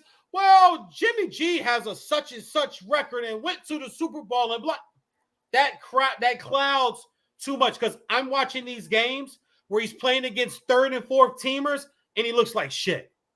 And that's because his confidence is gone. Colin Cowherd, who I love because he taught me a lot about the business, but I don't always agree with a lot of his takes. And I think he's a very corporate and kind of just structured and just knows how to do. If you want to learn how to do radio, guys, watch Colin Cowherd. That's it. If you want to know how to just structurally do a radio show, sponsorships, all that shit, watch Colin Cowherd. But he did have a good point today where he said his confidence is gone. And there's two or three things that takes a quarterback's confidence. Injury, Carson Wentz, right? Confidence is gone. They draft your backup. Yeah. Confidence is gone. Yeah. Or your coach loses confidence in you. If the coach didn't lose confidence or the front office didn't lose confidence in him, you never trade up to take Trey Lance. Yeah. You get a really good player sitting at 11 where they were, and it might have been Micah Parsons at linebacker, which would have stouted that defense even more because maybe then Dallas gets greedy and moves up for one of the receivers to add firepower. Dallas took Parsons because where they were sitting. But Trey Lance was in the NFL system in college. I don't want to hear about the one game he played or the two. I don't care about that. The scouts, his quarterback coach, everybody that's worked with him that said, no, he can run an NFL offense. We're giving him an NFL offense, and he's running it. And we actually tell him, hey, go call the first 10 plays. And he calls them, and he knows what he's doing. Yeah, those people don't say that shit just for no reason. Yeah. They don't say those things for no reason. That's the only guy you hear that about. We see Justin Fields' arm. We see his maneuverability. We know Trevor Lawrence. I call him AKA the big dude because I'm bald and he's got those locks. You ever fall asleep next to me? I'm gonna do you like homeboy did Shorty, and I'm gonna get you I know what you did last summer, but cut all your shit off and I'm gonna lay it around you. You're gonna wake up, Trevor Lawrence, with all your shit. That's how jealous I am with guys with hair. Wait, Trey Lance, and then I'm watching some of the preseason game. Yes, some throws don't look great. I get all that. This whole he's not ready shit, that's media. That's neat. There's no such thing. It's like, are you ready to be a parent? There's no such thing, dog. No. If it happens, you got to get in there and you got to do the best job you can and hope you grow and hope you move on for that. I like 3 of these 5. I think Mac Jones is a bust because I just don't trust Alabama. I don't trust Alabama quarterbacks. Let me explain. I don't trust Alabama quarterbacks. Luis will tell you, even as a Dolphin fan, I'm not sold in on Tua. I wanted Justin Herbert. I saw Justin Herbert playing. Oh, wow. Pre-draft. I saw Herbert playing personally in Oregon with my own eyes from the field. Okay. And I watched him. And the play-by-play guy that I was there with that night, he elbows me doing commercial break, and he goes, at that point, Miami's like 0-7.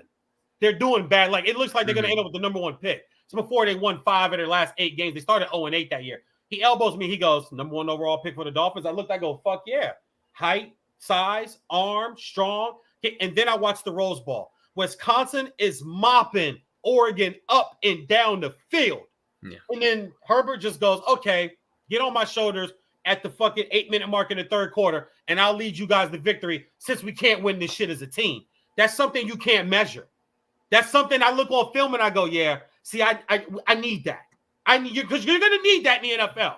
Yeah. It's no surprise People are picking the Chargers to maybe surprise some guys this year. Yeah. And it's the NFL starting quarterback vibe check, like I said earlier in the show. Exactly. New coach, but you're looking at your quarterback. You got Keenan Allen, one of the best receivers, top 5 or 6 in my book, one of the best route runners. Shout out to 703 Manassas Park, Virginia, where he played high school football, where I'm from. Well, not Manassas, but 703. You got the tight end. You got some weapons on offense. You go, hey, man, Raiders still fixing their defense, right? Denver's defense, the Chiefs, we know what the Chiefs are, but don't mean they can't be had. The Raiders beat them in Kansas City last year, putting up 35-plus points. So we've seen these teams, these great teams have lows. He's one of those guys I think that can be that quarterback to take that leap this year that people aren't really watching. So back to Alabama quarterbacks, I don't believe in Tua. So therefore, I don't believe in Mac Jones. Because at Alabama, everybody's open. At Alabama, for the last decade, you either turn and hand to Trent Richardson, Ingram, Derrick Henry, Najee Harris, 4 running backs in the last 7 years. Those quarterbacks have been able to turn and hand the ball to. You've been able to throw to Calvin Ridley. You've been able to throw to Julio Jones. You've been able to throw to Jalen Waddle. You've been able to throw to Henry Ruggs. Come on, it's not that hard, and I can't do it because one counterpoint. One counterpoint. I feel like a girl. Hold on, let me get this out. And I feel like a girl. Okay. But it's probably not that hard for a 5 or a 4-star quarterback to go into Jalen Hurts, freshman, took the job. Tua Tagovailoa, freshman, took the job. Mac Jones, Tua beat out Mac in college, and Mac was a class above him. And Bryce Young from modern day out here in Santa Ana, the word was it came down to the last day. He pushed Mac Jones to the brink as a true freshman to start for that job. But they made the right choice and say, you know what? Let's go with the senior because we got this freshman for the next 3 years at least. So let's just go with the senior. It's that close, and it worked out. But you also get to hand to Devontae Smith, Heisman Trophy winner. You hand to Najee. I mean, it's not that hard. And to just tab that back to Nick Saban, I'll let you go all the way back to Michigan State. Tell me the NFL quarterback Nick Saban has ever produced all the way back to Michigan State. The answer is fucking zero. So even though I'm a Dolphin fan and I'm a pull for my guy, somebody said, what does Tua got to do to change your mind? He got to take me to a bowl. He ain't got to win it because Marino didn't win his. So I can't hold him to that. But as a kid, as a young buck watching football, Marino took me to one. I got to sit on the floor Indian style and eat Doritos and Ruffles with ranch dressing and shit and eat chili that my mom made in the kitchen, watching the Dolphins get their ass whooped by Joe Montana and the San Francisco 49ers. So I have that. Tua has got to at least get me to that. That's a high bar. That's a high bar. Oh, all right. What? Bro, I'm tough. Yeah. I'm tough. That's fair. You got to expect more. We got to expect more as fans. Quick sidebar. I'm a lifelong Detroit Pistons fan.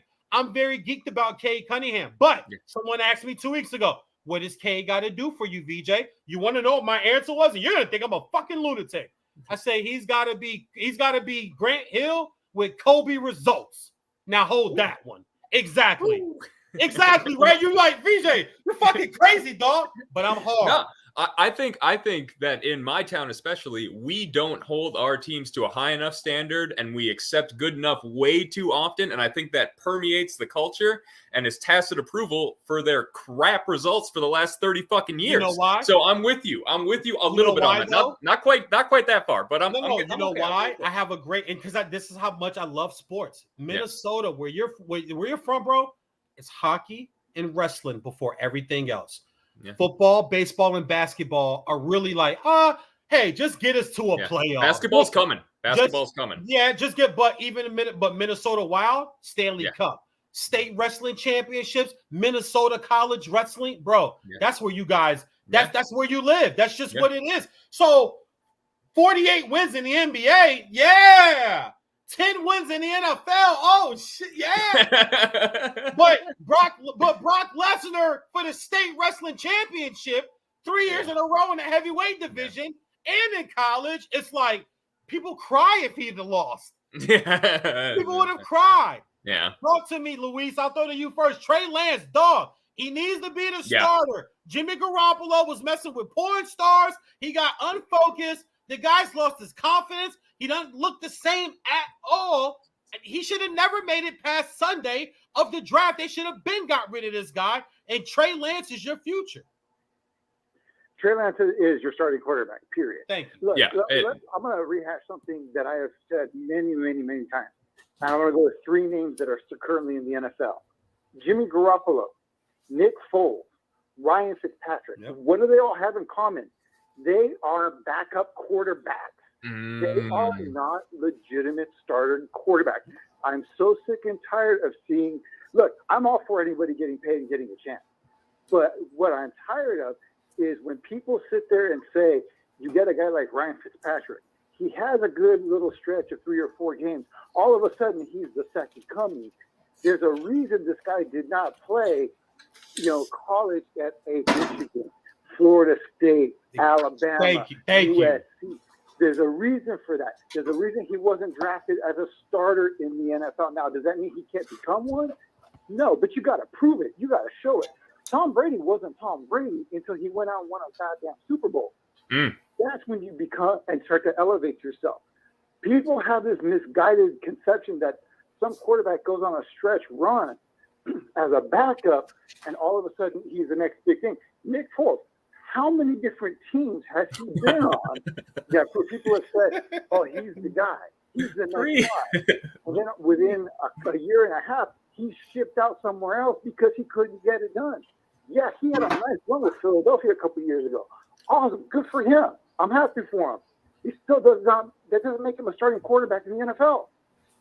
We've got to stop with this criteria of you get one good stretch and all of a sudden you're a great starting quarterback. Ryan Mallett became a starting quarterback after what he did as a Big Tex. Oh, shit. Big Tex. That's Big Tex right there, man. That's Big Tex.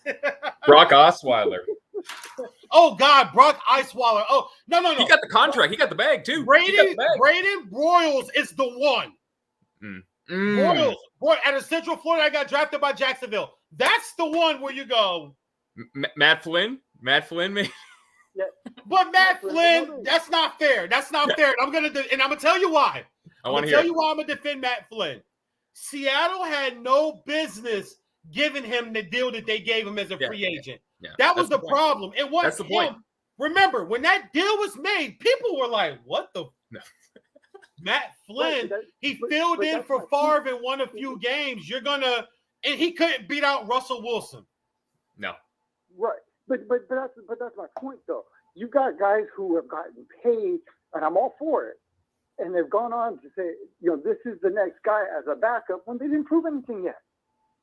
Give them a chance to actually prove something. Yeah, you have a nice stretch run. Yeah, that's great. But what happens when the defensive coordinators all get tape on you? And it takes about a year to really see what you got. Yeah. See, can the quarterback make adjustments? Can you move and adjust when the defensive coordinator adjusts? That's the problem. That's the difference. And we've got to stop as media, as fans, and understand that these guys are backups for a reason. Not everyone's going to turn out to be Tom Brady backing up Drew Bledsoe. It's not going to happen. Enjoy it while you can, but don't sit there and think that your backup is going to become the next All-Pro Hall of Fame quarterback, because 9 out of 10 times it's not going to happen. Luis, always Case Keenum. Cool. I'm gonna let you get this in a second on this. Luis, you heard what I said a few weeks ago. One of my biggest pet peeves in sports: stop trying to make coaches too. Stop trying to make people what the fuck they're not. Don't fail the eye test. Watch what you believe, what you see. Cut the volume off. Stop watching these debate shows every damn day. It's psychology. It's gonna filter in. It's like the pretty girl that has to keep telling you how pretty she is. Sooner or later, you start to look at it and you go, you know what? She is kind of cute. If you have to say kind of, that means she's not. That's why she's got to keep telling you. So if TV keeps telling people certain things over and over, people start to go, just to stick with Ryan Fitzpatrick for a second. Just listen. Give me 60 seconds. Cool. I'm throwing it to you. No, let's go. Go as long as you want. As long as 10 years with the Buffalo Bills, he had 80 touchdowns and 64 interceptions in 4 years. Okay. For the bum-ass Jets, his highest throwing year is 3,900 yards. He threw 31 touchdowns and 15 interceptions for the bum-ass Jets. they were 6-10 that year. The following year, it drops all the way down to 2,700 yards in 15 games for the bum-ass Jets. 12 touchdowns, 17 interceptions. Sounds a lot more like him. He's never thrown for 4,000 yards. He only has 1 year of over 24 touchdowns. He has 5 times he's thrown 15 or more interceptions. In 2020, when he so-called saved Tua, I love these numbers. Guys, he was 3-3 as a starter.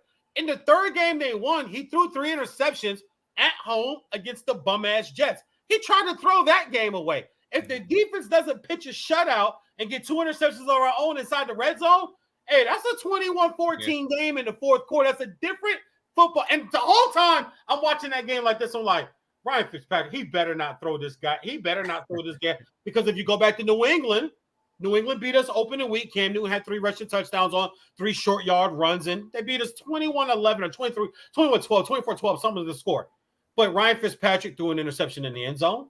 Then on the next possession, we get the ball back. We're moving, driving. At that point, it's a 17-10 football game or like a 17-9 football game.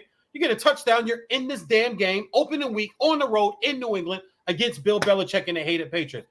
What does he do inside the 40-yard line? Throws another damn interception in the fourth quarter. So I don't want to hear this shit about he's saving out. And it drives me crazy because I don't want to play the color card, but y'all know I'm the big vanilla color card. And y'all know in sports, when it comes to the black and the brown quarterback, you can try to deny the shit all you want to. I can take you back to Warren Moon, who won a Rose Bowl, who beat Michigan. It was Pac-10 Player of the Year and had to go to Canada and win 5. LeBron and Dwayne Wade, not 1, not 2, not 3, not 4, not 5. 5 Grey Cups. 5 in a row before someone named Jerry Glanville in Houston goes, you know what? I'm trying to do this new thing called run and shoot where we don't play a fullback. And we have Ernest Givens, Haywood Jeffries, Drew Hill, and Webster Slaughter, who we just got as a free agent from the Cleveland Browns, who was a Pro Bowl receiver. And we have Mike Rozier's a running back. God, I wish if I had a quarterback. Well, I got this Chandler guy, but boy, I tell you, that guy up in Canada, he looks pretty good. And he comes in, and next thing you know, 12-4, 13-3, 12-4, 11-5. Leading the league. I mean, so don't challenge anybody listening. Don't try to challenge me on that shit. This was simply Ryan Fitzpatrick, like Luis just said. Like, the guy didn't go to Alabama, he didn't go to Syracuse, he didn't go to Carolina, he didn't go to Ohio State, he went to Michigan. He went to Harvard. And yeah, you're smart. Good job.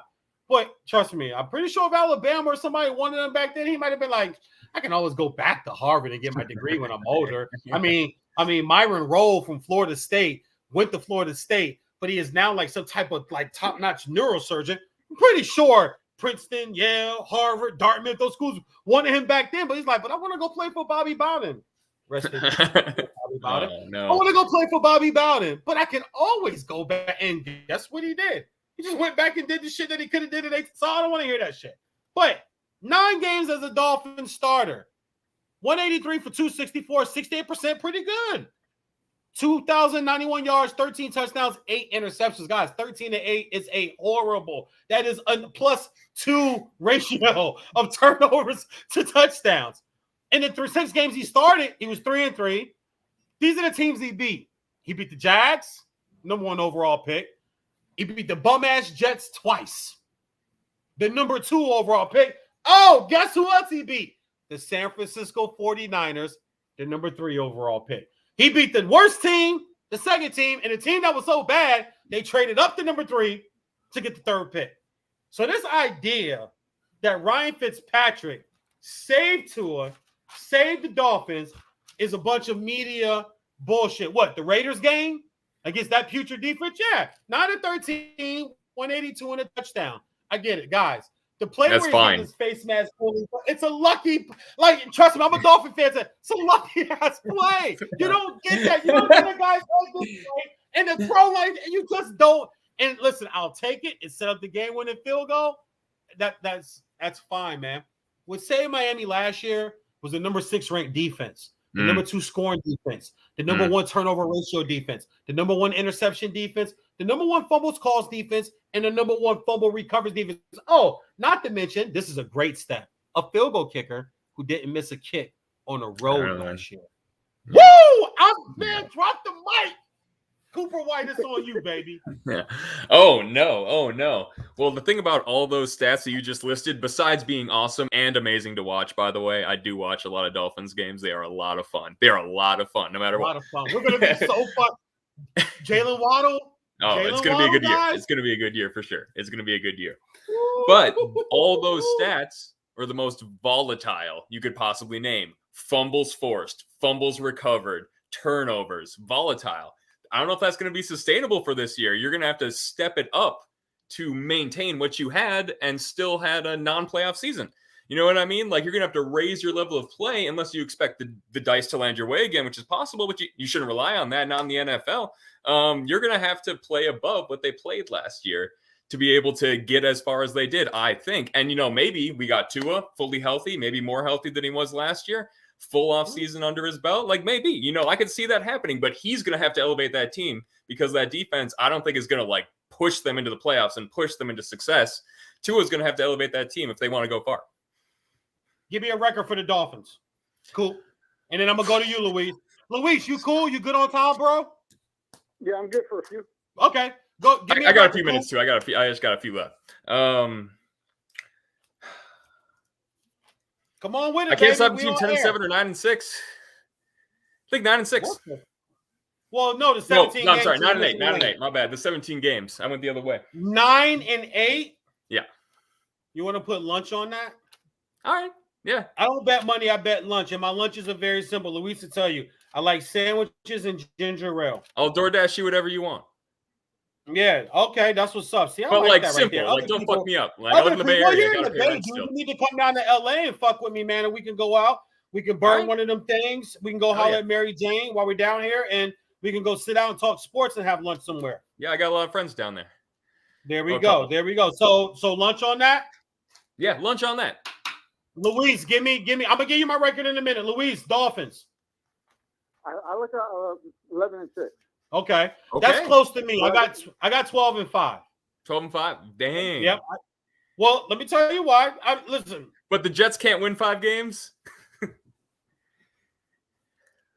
No, they got too many injuries. They just lost a huge. They just lost a huge free agent defensive piece, and they just lost a huge offensive lineman piece. You're right. No, you're right.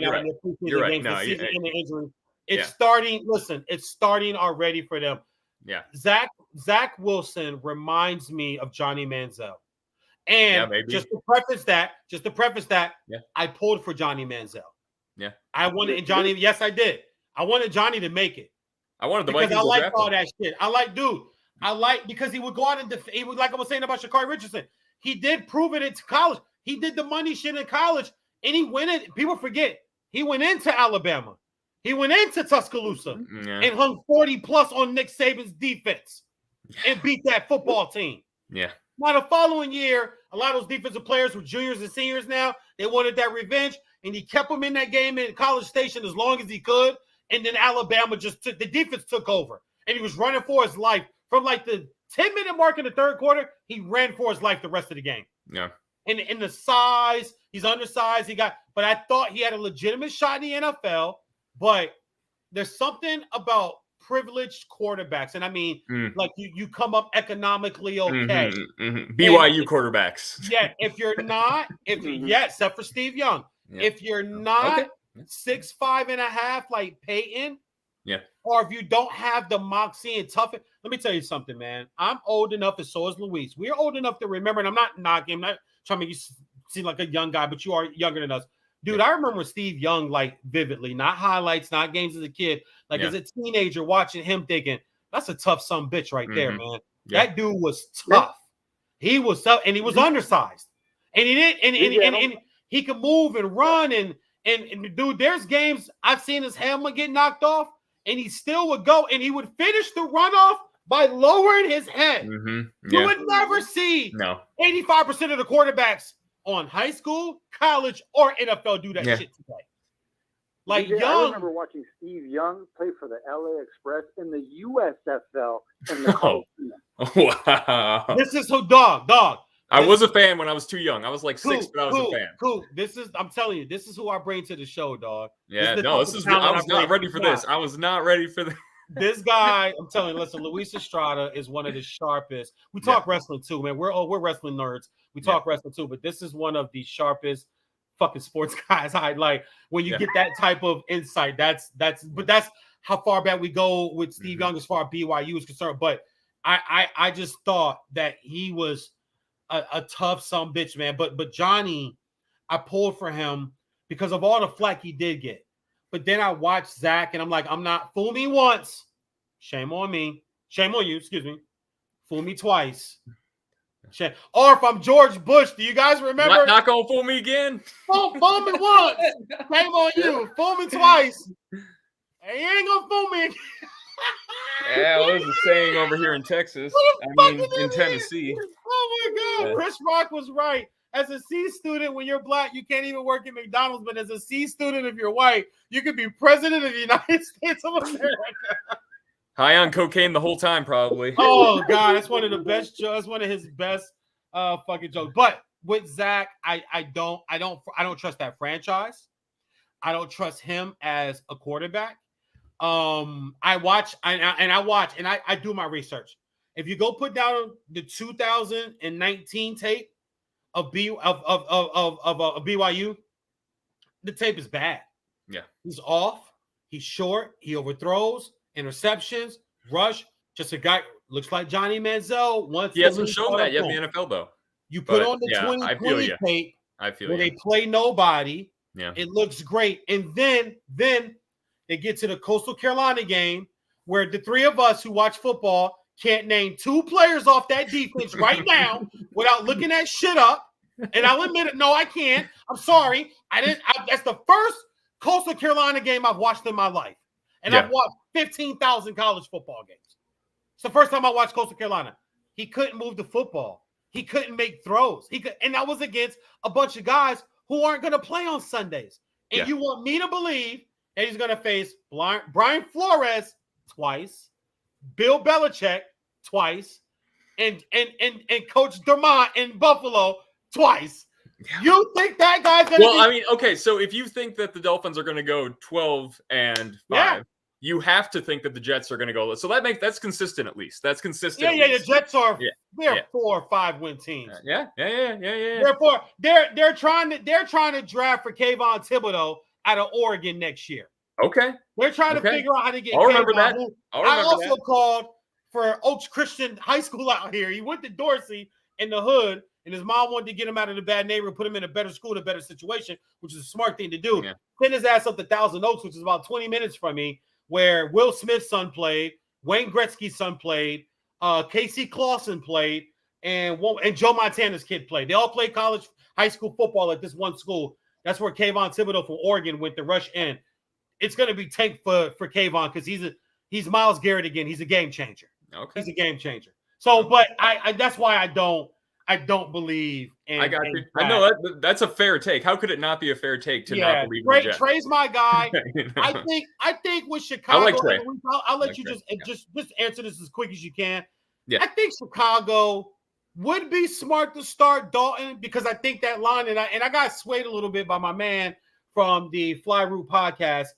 I think that line, I don't know if I would put Fields out behind that line. Now, the hit Saturday's got nothing to do with it. To me, that looked like an all-out blitz, and someone's coming free. Yeah. He held on to the ball. Get rid of the ball, dude. You got it. When you drop back, when you plant, and he's here. So you're terrific, dude. You've got to see that backer coming. Yeah. And he ate that thing. And it's like, bro, throw the ball away. No, do something. Do something. But the line hasn't looked great in preseason. There are a lot of professionals and experts that don't like the line. I think Luis, it would be smart to put Dalton out there now, but he's the only rookie that I think is the starter, but probably shouldn't start just because of that. But I think Trey Lance is the starter. I think we already know Trevor Lawrence is the starter, Zach's the starter, and I think Cam Newton's the starter in New England. They need to hold on Matt Jones. But Trey Lance for you and Justin Fields. Do you think they should start? I know you love Justin Fields, but do you think it's smart to start Andy Dalton? And what do you think about Trey Lance being the starter? I absolutely think it's smart to start Andy Dalton for the Bears initially, for no other reason than week one. Who do you have week one? Aaron Donald and the Los Angeles Rams. Yes. You don't want to introduce Justin Fields to that as your not like that.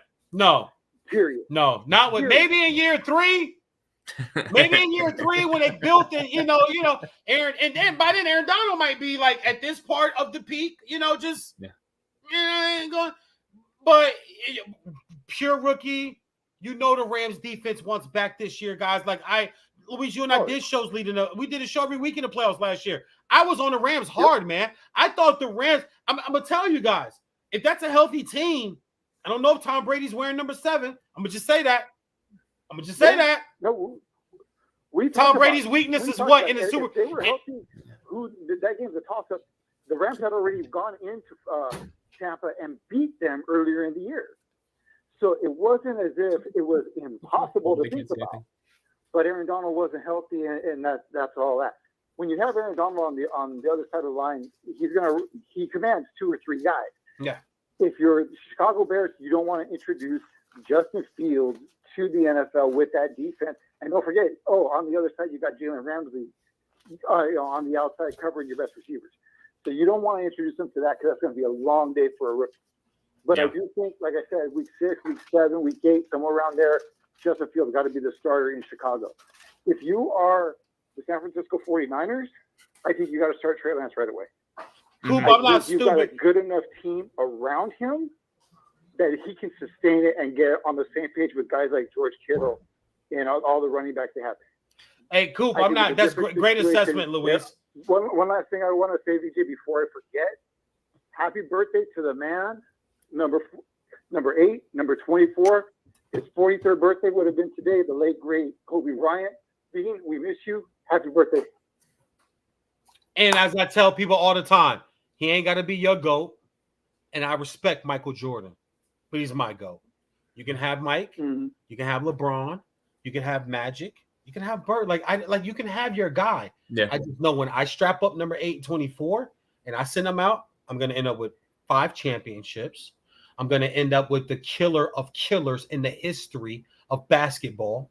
I'm going to end up with a guy who won his MVP, who got his finals MVP, who was a young, like cocky, confident, arrogant kid, but grew and matured and jailed. Then had to go through some hard days and hard times because he wanted his own squad and he made it be known. Had to fight through that shit, playing with fucking Kwame Brown and a dude named Smush Parker. And I say this every time I say his name. I get pissed at his parents. Why the fuck are you naming your kid Smush?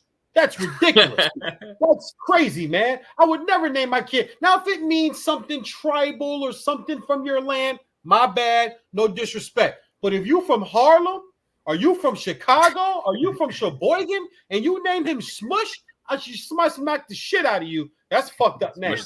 Playing with guys like Chris Mims and Karan Butler, and then Kobe got a Gasol, got some other pieces. People always want to try to give Gasol some credit. I got the numbers on that. Gasol's a career 18-7 guy. Stop the bullshit, okay, guys? Like, he was a forgotten man in Memphis. People used to call him soft. Oh, Gasol, man, he's soft. What, Memphis? He's soft, man. But got the Kobe when Kobe was walking off the parquet floor in Boston after Game 6 in 07, and he talks about the green and white confetti falling on him. After he stayed out there, Shikari, watch some YouTube and learn sportsmanship, and shake everybody's hand. After getting his ass handed to him by 36, a finals record closeout game in the history of the finals, stayed out there shit. And at the press conference, didn't say, we need this guy, we need that guy. He said, we got to get tougher. We, not my guys, not the team, we got to get tougher. And he was talking about Gasol, because Gasol let a dude named Kendrick Perkinson, who's horrible on TV. Y'all want to see my Kendrick Perkinson impression? I'm telling y'all, man, right now, LeBron James, he the best player in basketball right now. I don't know what y'all talk, man, carry on. That guy is horrible on TV. I'm sorry. I'm going to work on that impression. But anyway, Kobe came back, won a championship. Happy birthday to the Bean. But Coop, I'm not stupid. I gotta cut joke because I'm a stand-up comedian 20 years. I know you probably gotta go soon because your eyes keep going to the left, and I keep hearing the door open and closing. And I know you cooked dinner, had to cut the vegetables for your dinner. Shit. Are you done yet? Are you done? So I ain't stupid. I see your eyes. I'm like, she keep opening the door. You told you like just 5 minutes.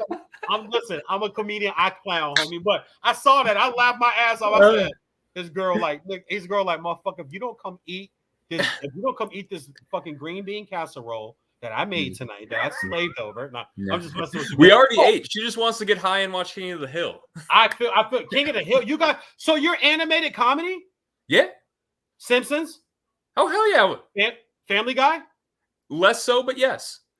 You know what, bro? I never watched King of the Hill. Family Guy's my shit. King of the Hill. Go back and revisit. Revisit. I didn't like it as a kid. Love it now. It's maybe my favorite of the three now. Of those three, maybe my favorite. And that's saying a lot. Luis, let's go off the record here, man. Simpsons, Family Guy, King of the Hill. You watch a lot of shit, bro. You and your wife sit around and watch a lot of shit. Well, I'll tell you what. I'm kind of like Cooper. I never got into King of the Hill, but I'm gonna have to go back and revisit it just so I listen to him talk about that. I've always been a Simpsons guy, grown up with the Simpsons. Yeah. Love the Simpsons. Easy answer. My guy. And you know what? There isn't a more hard luck, just more inventive and yet can completely fail on his face. You still love him, guy, than Homer J. Simpson. Thank you. My guy. Thank you. Right. Listen, I've got my 20-month-year-old going, don't. I'm dead serious. I'm dead serious. I promise you. You did it. I have my 20-month-year-old going, don't. Whenever I put The Simpsons on TV, we have Disney Plus. So my wife works at Disney, so we have it for free. Oh, so hell yeah. It's got all 32 seasons on it. So late at night when I just want to binge something when I'm doing schoolwork or he's in the living room. That's where I'm watching it too. And I know something's gonna keep his attention. Yeah. I'll just pick. All right. We ain't watched season 15 in a while here. Season 2 is he turns and he goes to the TV and he does the sound in his mouth. He goes. He tries to get it out. I'm like, and when the car comes in the drive, when he gets out and the bike goes out, he goes, he's on time almost every time my son goes, no. I'm like, yes, he does. My son does the dough. Okay. You gotta be proud. Gotta be proud. Problem, man. All right, so I'll ask you. Justin Fields, Trevor Lawrence, Trey Lance, Mac Jones, Zach Wilson. You talked about Zach, but who's the real true rookie starter this season in your eyes? You going to me? Yeah. I'm on you. Oh, okay. Yeah. My bad. I'm sorry. I didn't hear it. Yeah. So I'm going with yeah. I mean, Trevor's if he's the starter, if you're going with the starter, it's Lawrence or Wilson, right? Yeah, Trevor's kind of easy, right? Yeah. And I mean, I'm just not a fan of that offense down in Jacksonville at all. I think that's an offense that didn't adjust when it needed to last year. Like, that's like that college thing. You're right. We're like, no, this is my offense because we only play the same team once every 4 years. You know what I mean? Like, like you can't do that. You can't do that in the NFL. And I have yet to see them adjust. Lawrence has been the golden boy forever, so it's hard to even know what's real, what's fake anymore because 3 years ago we crowned him the champion and nothing has changed and no one has so it's hard to say. I don't know if I believe in that, if I had to take one, if I had to take one, I would take Lance. I would agree with you on that. If I had to take one, I think Wilson's going to have the better season, and I'm liking the Jets because I'm a weirdo. But if I had to take one right now, after seeing what I've seen, after seeing that laser he threw in between 3 defenders the other day, I'm right off the back foot in time. And he's got a little bit to learn, but I'm taking Lance. Listen, and you know what? I think that's cool, man. See, that's what I love about sports and sports talk. It's cool to have some weird shit about. Just cool to take a weird like this year, dude. Honestly, I think I'm a really fan quietly for the Chargers. I am because I like Justin Herbert and Keenan Allen's from my same area code. Like I saw Keenan Allen in high school. Like he's from my same. So I'm really pulling for them. And I do hate the way they fired Anthony Lynn. I thought Anthony Lynn should have got a shot with a healthy franchise. And a rookie that's more seasoned. And I know he's in Detroit. I feel for Detroit. Another rookie I want to throw out there. I don't know if you guys have been watching, guys. Panay Sewell's getting beat like a dude. Yep. Panay Sewell getting beat like a redheaded stepchild. Yep. Rookie tackle. Panay Sewell. And I listen. I drunk the Kool-Aid too. Yep. I drunk the Kool-Aid too. I wanted us to trade up for him. I didn't want Miami to. I never in any of my pre-draft stuff. I didn't want my two choices were Chase or Smith. And I'm not going to act like I was sold in on Waddle because I don't like his route running from college. And in college, when you're that fast, you could just outrun people. In the NFL, You must run routes. Yep. And when I watched Devontae Smith the other night run routes against New England starting corners, Yeah. the one guy he turned around on the button hook, wow. That was And real. Chad Johnson tweets, y'all see that shit? That's route. That's all Yeah. that he too small shit. Bruh, stop. He's going to Yeah. catch 85 to 90 balls running route. And then you got to think about the breakdown plays where you lose him and he sneaks behind the linebacker. The safety's head is turned trying to catch a receiver, and Jalen Hurts going to drop it over. It's going to be a 15-yard completion that turns into a 55-yard gain. Yeah. And Yeah. if he plays, and the comparison is Marvin Harrison, you know what? You know how Marvin plays so long? Just don't take the hits, man. You're not running people over. You don't have to. You don't You have don't to. I mean, have to. yeah. You don't have to in today's league, man. No. Another rookie I want to breed Oh, up. and look, hold up. I do got to get out of here right now, though, dude. It's been absolute. I knew it. I knew it. You were see right. that? No, you see like that? couldn't have called it harder. Hey Couldn't have guys, called it BJ's on Sportsline.com. Y'all see how he got punked by his woman on If you- TV, on the internet. Listen, It ain't going nowhere. The white dude. If you in my country, they would make you put on dress and dance and down idiot. That would be you.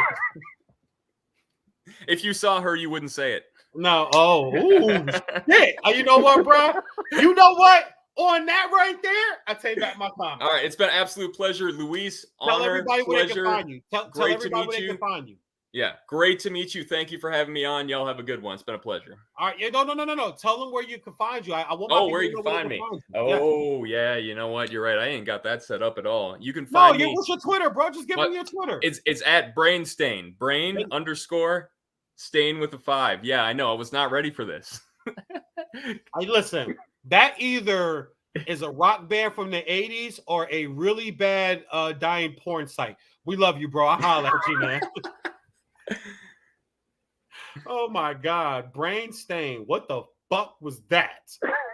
Oh my goodness, Louise, brain stain. Right? That sounds like some freaky shit. All right. Anyway, listen, let's keep going with the rookies. Jamar Chase, dude, you're hearing these stories. He can't separate in practice. He can't separate in the joint practices, and he can't separate in the preseason games. What that year off, and you watch Terrence Marshall just walk by defensive backs in preseason so far. A guy who showed up and played last year for LSU. Penei Sewell opted out, right? Doesn't look great. But Michael Parsons, he looks the part, bro. I watch Hard Knocks, and I watch the Dallas preseason games. Number 11 shows up. He pops off the film. What's going on with some of these rookies, man? As much as you've watched, because I know you're a busy guy and I know you're working a lot. Well, I'll tell you what, the biggest thing that I'm seeing is the year off from college to pro really does make a difference. Yeah. It makes a bigger difference in football than I think any other sport. Yeah. If you're not sure about that, go back and talk to a guy like Maurice Claret, who took a year off to try to challenge the system, still couldn't get in, and then he struggled. Why? Because that year away from the football field, it takes a toll on you, because now all of a sudden you might have been playing since you were 5 or 6 years old. But when you make the jump from college to the pro, it's a different game. It's a different speed. It's a different type of hit that you're taking. And it takes your body a long time to get used to it. So if you're not used to it, even just separated by a year, that's a huge difference. And these guys that took the year off last year, I respect your decisions. There was what we went through the last year was not something we ever thought we would go through, and everyone had to make the best decision for them. But I think that's why you're seeing a lot of these rookies struggling, especially the ones that opted out last year, because you're not used to it anymore.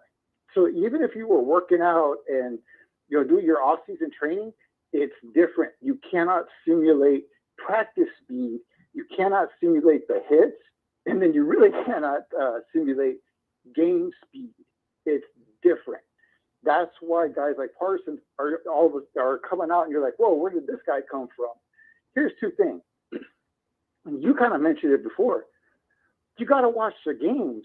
You got to trust your eyes. And I'm not talking about having one good game.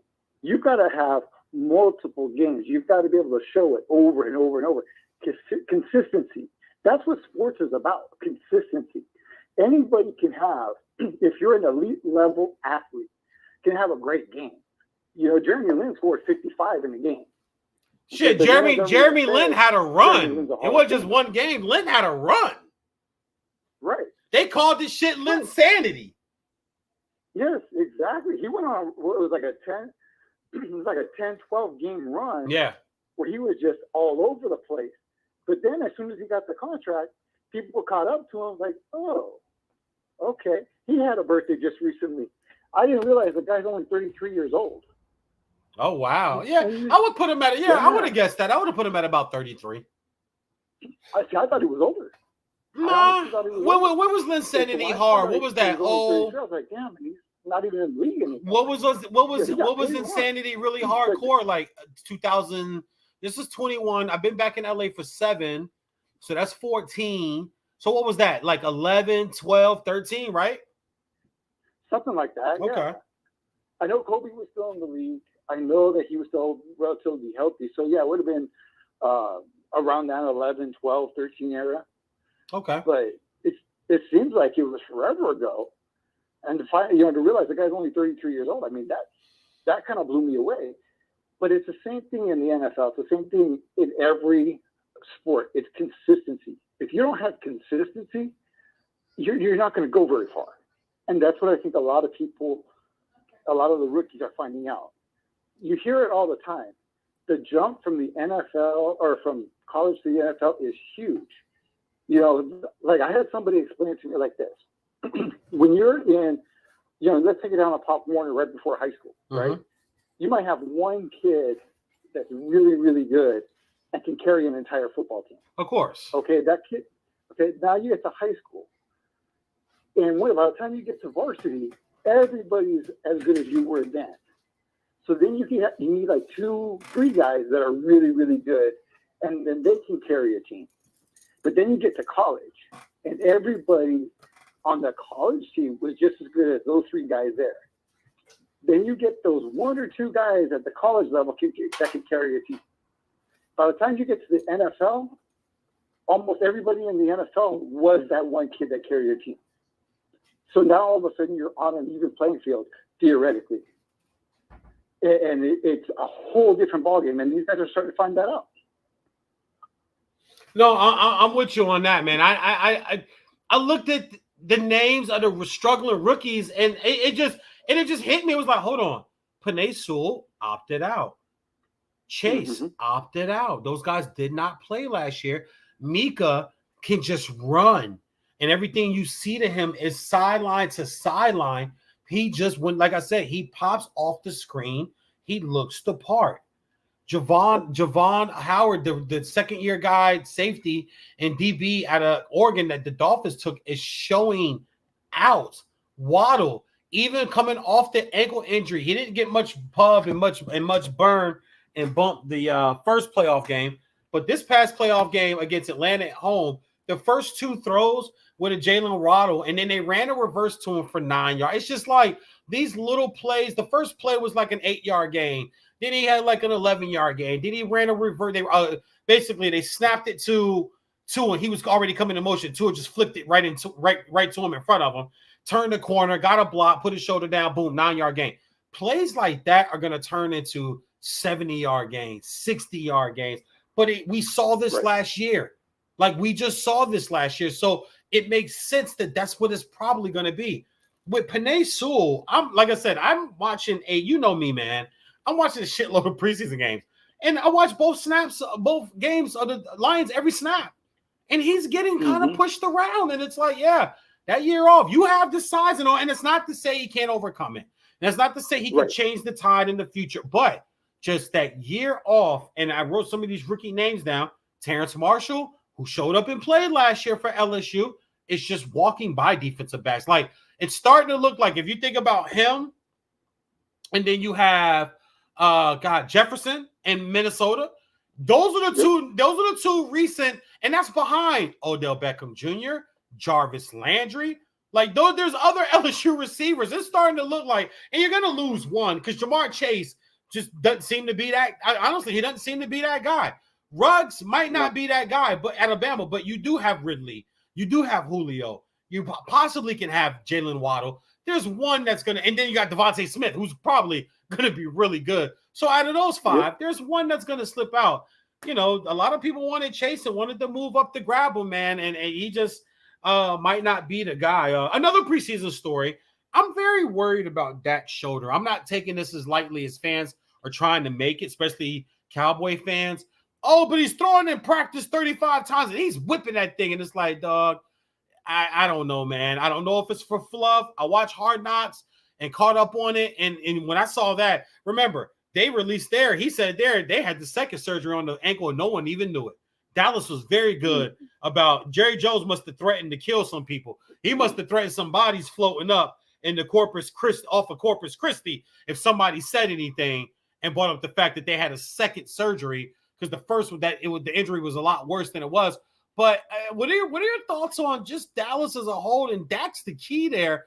I'm worried about this dude. Like, you just don't come back. And I'm tired of, and I do this. I'm admitting this. I normally try to say, oh, well, medicine's different.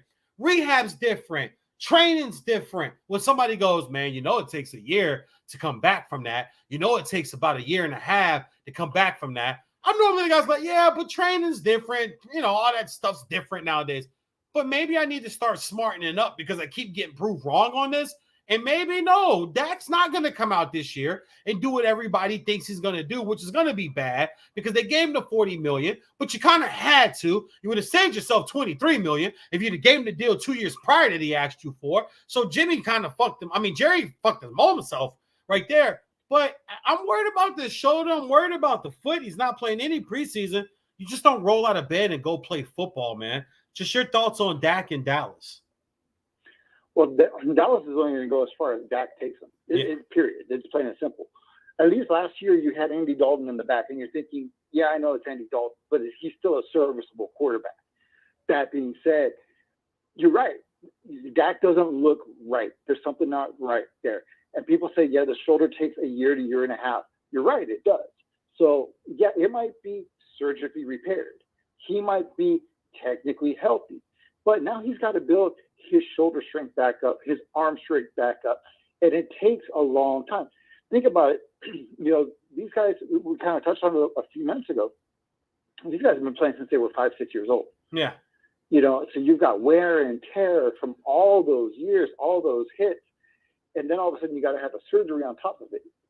So now you got to build your stamina back up. You got to build your arm strength back up. And then you got to get into game shape. And then you got to get your arm and shoulder into game shape and get it up to game speed. And that takes time. There's a reason that when, you know, a guy gets hurt and like that, you know, with his shoulder, where you're hearing, yeah, it takes a good year solid to really get back from that, or a year and a half. There's a reason for that. It's more than just the physical aspect of, is the shoulder healthy? Is the shoulder okay?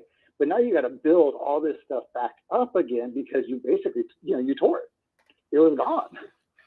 So now you got to repair it and put it all together and kind of get everything up. So yeah, no, I'm definitely worried for Dallas because they're only going to go as far as Dak goes. And if Dak can't finish the season or isn't the Dak that, you know, you had at the beginning of last year or you saw 2 years ago, it's going to be a long year for Dallas. And you know what? They have so much talent on offense.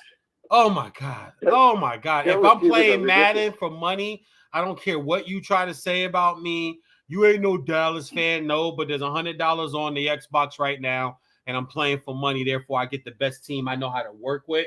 And no, they ain't got no defense, but we're about to have a 44-41 fucking game. That's for damn sure for this $100. That's what's about to happen. You ain't about to blow me out. I'm putting points up because I can hand it to Zeke, and I don't believe in Zeke. I've said it on the Odd Couple with Chris Broussard. I have video clips on my YouTube and my IG and my Twitter where when he first went to Cabo, I would have traded him right then. You could have got 2 firsts. Maybe you fix some of these defensive positions and spots that you have holes in right now from other. Maybe you draft Budda Baker, who's a 2-time all-defensive safety in Arizona right now. And we'll get to them in a second because I'm worried about their offense severely, but their defense, man. But you could have had a Budda Baker, and you wouldn't have the safety issue. You still would have ended up with Michael Parsons because Dak still got hurt, so you still ended up with the pick you got. But some of these other holes might be filled right now. So all that talent on offense that they have, man, they're gonna average if Dak's healthy. 37, 38 a game, right? It's got to be up there. Oh, I would put in the 30s for sure. With a healthy Dak, absolutely, you're in the 30s. 35 or 30, it's got to be there with that talent. But as I told the Dallas Cowboy fan, my man Zeke Spoon at Twitter, I've seen better Dallas teams finish 8-8. This is not the best Dallas team I've seen. They've had better teams with Romo at quarterback, and they've had teams with DeMarcus Ware, who is the best DN in football. Like, they've had better teams, guys. Marion Barber, running back. I forget the other back name is slipping me that led the league in rushing one year. DeMarco Murray out of Oklahoma. Murray out of Oklahoma. They've had players, guys. I've seen better Dallas teams finish 8-8. This team scares me. The shoulder scares me. The defense scares me. And Vegas has them at over and under 9.5, 10 games. I think that's a very fair bet for them. I put $1,000 on the Giants to win the division only because the bet was a plus 375. So if I win almost $5,000. And I thought 1,000 was worth $5,000. Because I think the Giants defense is better. I think Saquon Barkley back is better. I think Ladarius Toney out of Florida at the slot with all that speed. You bring in Galladay, who's another speed big guy, go up and get the ball. You still have Shepard. You have Elvin Ingram. I don't hate Daniel Jones as much as everybody else do, but if that all falls, that defense and that head coach and that defensive coordinator, they're going to keep you in games. Washington has no quarterback. The Eagles are semi-rebuilding, and you can't trust Dallas. I thought the Giants bet was a great pick and a great bet, but back to the Cowboys, Vegas doesn't even buy them. No, absolutely not. And I agree with you on the Giants, by the way. I think if there's one thing that you hear people talk about in the NFL is that defense never quits. Defense is all heart. And to me, the team that has the best defense and the least amount of question marks in the NFC East is the New York Giants, period. Yeah. Like you said, Washington, they don't have a quarterback. They just don't. I'm sorry. Their quarterback is Ryan fucking Fitzpatrick. That's why. Exactly. They have not addressed it, and they think they're just going to patch it because their defense is really good. Yes, their defense is very good. But Ryan Fitzpatrick's not going to take you to the playoffs. If Dallas is let me rephrase that. If Dak Prescott is healthy, Dallas will be there. But I don't, that remains to be seen. And then you got the Eagles. I like Jalen Hurts, but they're rebuilding completely. I don't trust anything that they have right now. They're a few years away still. So I think your Giants bet is a good bet. Arizona worries me. I love the defense. It's legit. Collins, the rookie, at Tulsa for the Buckets Award, best linebacker in football last year. Buda Baker, out the door goes Patrick Peterson. Fitzgerald says the other day, Larry Fitz, Mr. AKA Hands, says the other day, I don't know if I want to play right now. I don't. That's fine. You bring in AJ. You got D Hops. You got Kyler. You got Cliff Kingsbury. You rebuilt this offense a lot. I love the defense. The defense will keep them in games. I think they'll be able to hang with Seattle. They beat them once last year. They'll be able to hang with the Rams. They'll be able to hang with the Niners. But that offense, I know it's just preseason, but like I said, if preseason didn't matter, the coaches would play all the guys who aren't going to make the team. It matters. And I know week 1 is good for about a minute. And I know the Hall of Fame game is good for about 2 minutes. And I know training camp is fun for about a day. But in the week 2, when the starters and even some of the backups play, because trust me, people, you watched a bunch of backups this year, and you won't remember them, but they will play significant time because there's injuries, or there's players that don't perform, or there's coaches that are fearing for their job and thinking they need to make a change in certain places. A lot of these backups will play this season. It's 17 games. There are guys that they're going to be load management. There are guys that are going to take a Sunday off. You're going to see a lot of these backups play.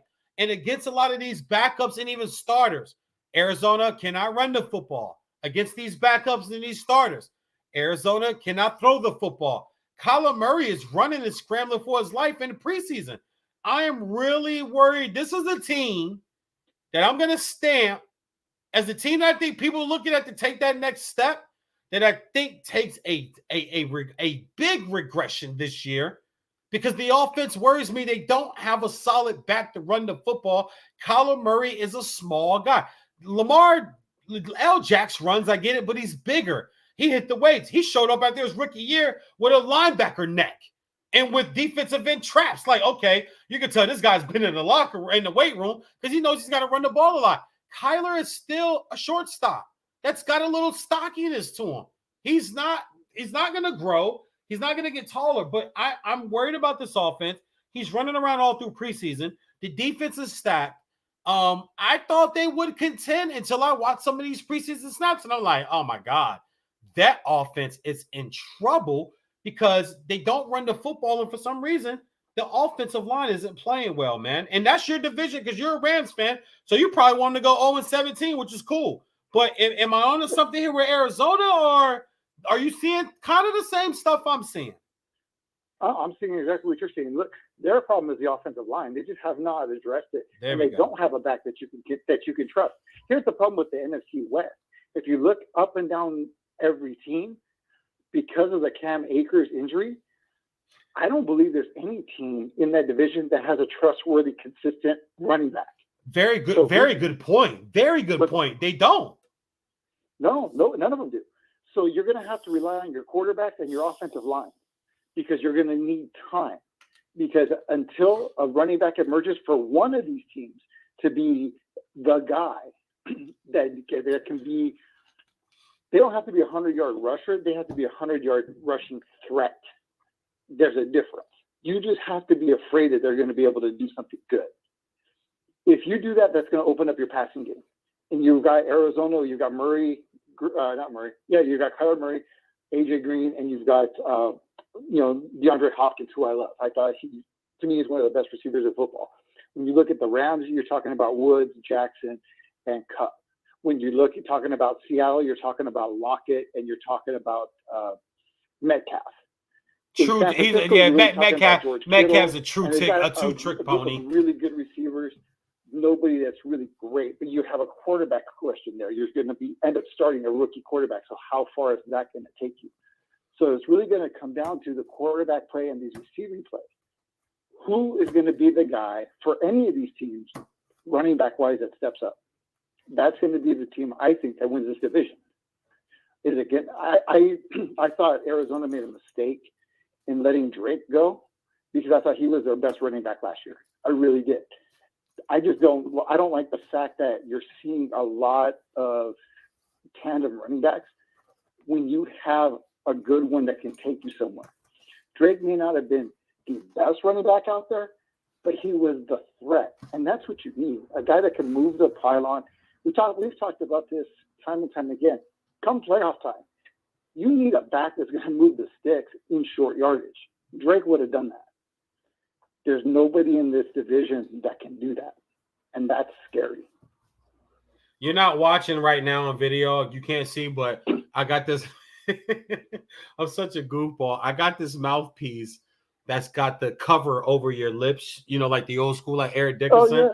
But it's the one that's got like the teeth on it that the kids wear. I saw this shit at Walmart. I'm like, yo, I'm going to buy this. I'm going to wear it on my show. So it's in right now. Oh, it's upside down. Shit. Oh, there we go. Yeah. Like if you see me right now.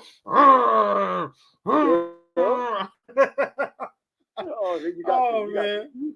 I got a goddamn mouthpiece right here, man. So talk to me. Here's another team. I wasn't sold, but when I'm watching them and I'm just hearing about the training camp and the fact that their 57-year-old quarterback said, oh, dude, I'm not sitting down in preseason, and played like 3 damn series in the first preseason game. Like, I love that, man. Tom Brady and the Bucks. Listen, a lot of people think they were just hitting their stride last year, and I know the defense played well. He threw 3 picks in the conference championship game, but he also made the throws at the end of the first half to Godwin to really open up that game and really put that game away. Conference championship game up there, Lambeau Field on the road, and in the Super Bowl, the defense played well and got him the football. But hey, He did his job. He threw the passes and stuck the ball. He threw 2 touchdown passes to Gronk. Him and Gronk are on the behind-the-scenes camera, mic'd up. 2 tutties, baby. Save them for the Super Bowl. Like, I mean, this team looks primed to repeat, man. Their defense is stacked. Their best defensive players young. Antoine Winfield Jr. is coming in his 2nd year. His dad was a perennial All-Pro and Pro Bowl in this league. It's in his DNA. It's almost like Pat Surtain. Oh, by the way, pick 6 in preseason. Oh, his dad, multi-time All-Pro, Pro Bowl player for the Miami Dolphins. Like, it's in these guys' DNA. Are the Bucks? Man, listen, I know it's cliche is to just say, dude, really, they look like they're primed to repeat. And if the narrative is true that they were just hitting their stride, I mean, Carolina, not good. Atlanta, no defense. And the Saints don't have a quarterback. Alvin Kamara wants out. Michael Thomas wants out. Like, that division, I'm looking at the Bucks. I'm like, bro, this is 13-4. This is 14-3. This is going to be a full off season where Brady can throw to his guys. A full off season with a training camp. A full off season with preseason games. They're not going to have those early season blood. You remember the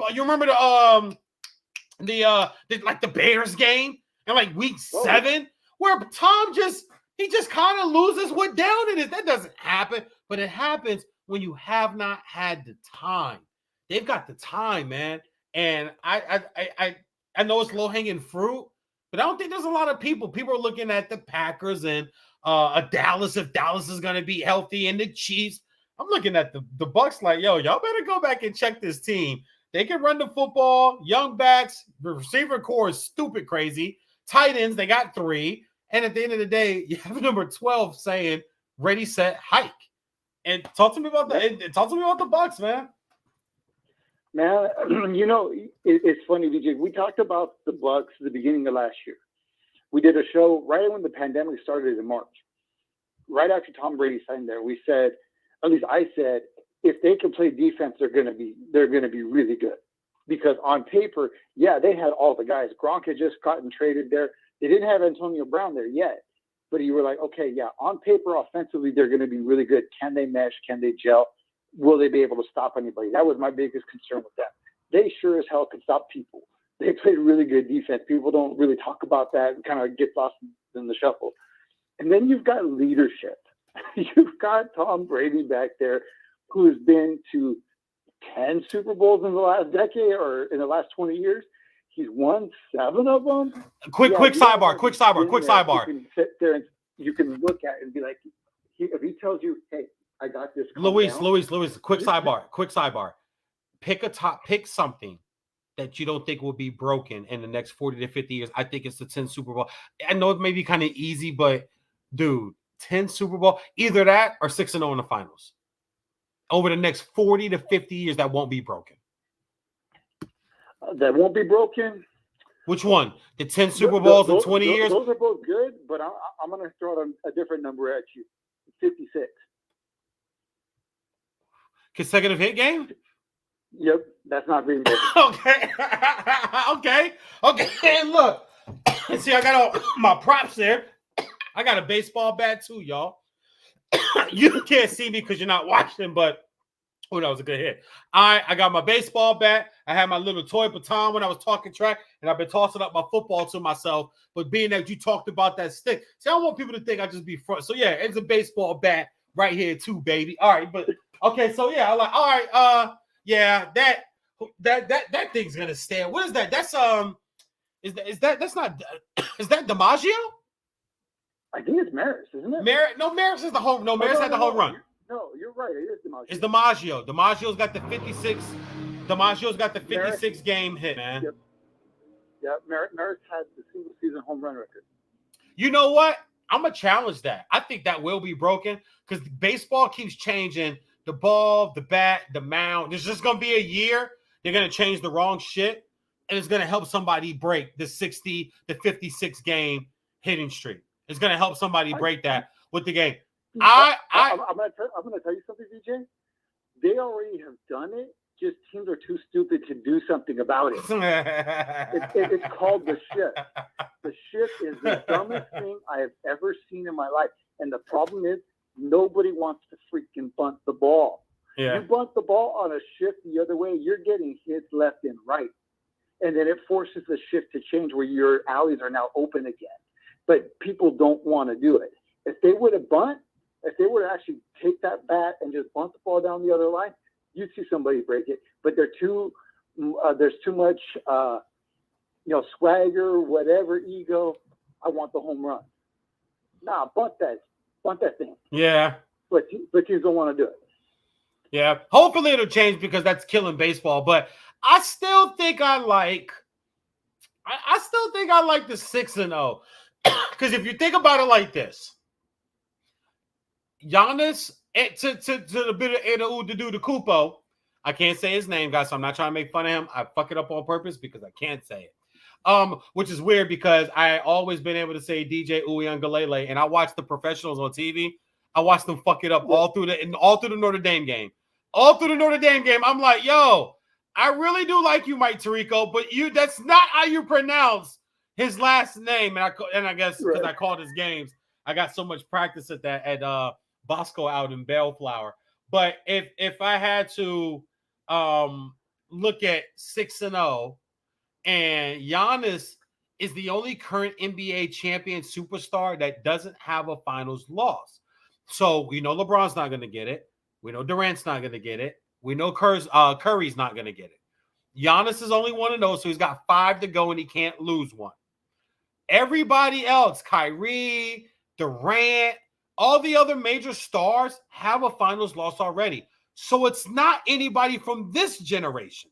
So it's going to have to be a Cade Cunningham or Green. Maybe the Ball brothers do it one day, and we never hear the end of LeVar. Anyway, shout out to LeVar. Another quick sidebar. Like him or not, he won 3 sons in the NBA, all multimillionaires, creating generational wealth for their kids and grandkids as a minority dad, as a black dad, a minority dad who's not supposed to be able to do those types of things. Hats off. I'm sorry. Like him or not. And no, I don't like the way he say shit, but I'm not the one that keeps bringing him on TV. I'm not the one that kept putting him on the radio. I'm not the one that kept putting a microphone in his face. And if Cam gets to an age, and I think I could get him to that level, it ain't for me. I want to set my son up. Yeah, my son would have bust such and such ass back in the day. Yeah, my son is better than such and such. Even if he's not better than Curry, we talked. We looked at it. And at the end of the day, he said, Rookie of the Year. You watch what I tell my boy, who? Melo? Melo gonna win Rookie of the Year. You watch what I tell you. Who won Rookie of the Year? Melo. Of course. Here's the thing with that real quick. You're a dad. Go ahead. Speak on it, bro. Jello were all coming up. Everybody said LaMelo was going to be the best of the 3. True. So far, he's shown that. I'm not going to give him all 3 in the NBA for this reason. Jello has yet to play in the NBA. Okay. Summer League doesn't count. Okay. So he's got 2. We'll see if Jello makes it to the NBA. Okay. I got Jello in. Listen, I'm all from nepotism. If I could create something and hold certain people down, you good money.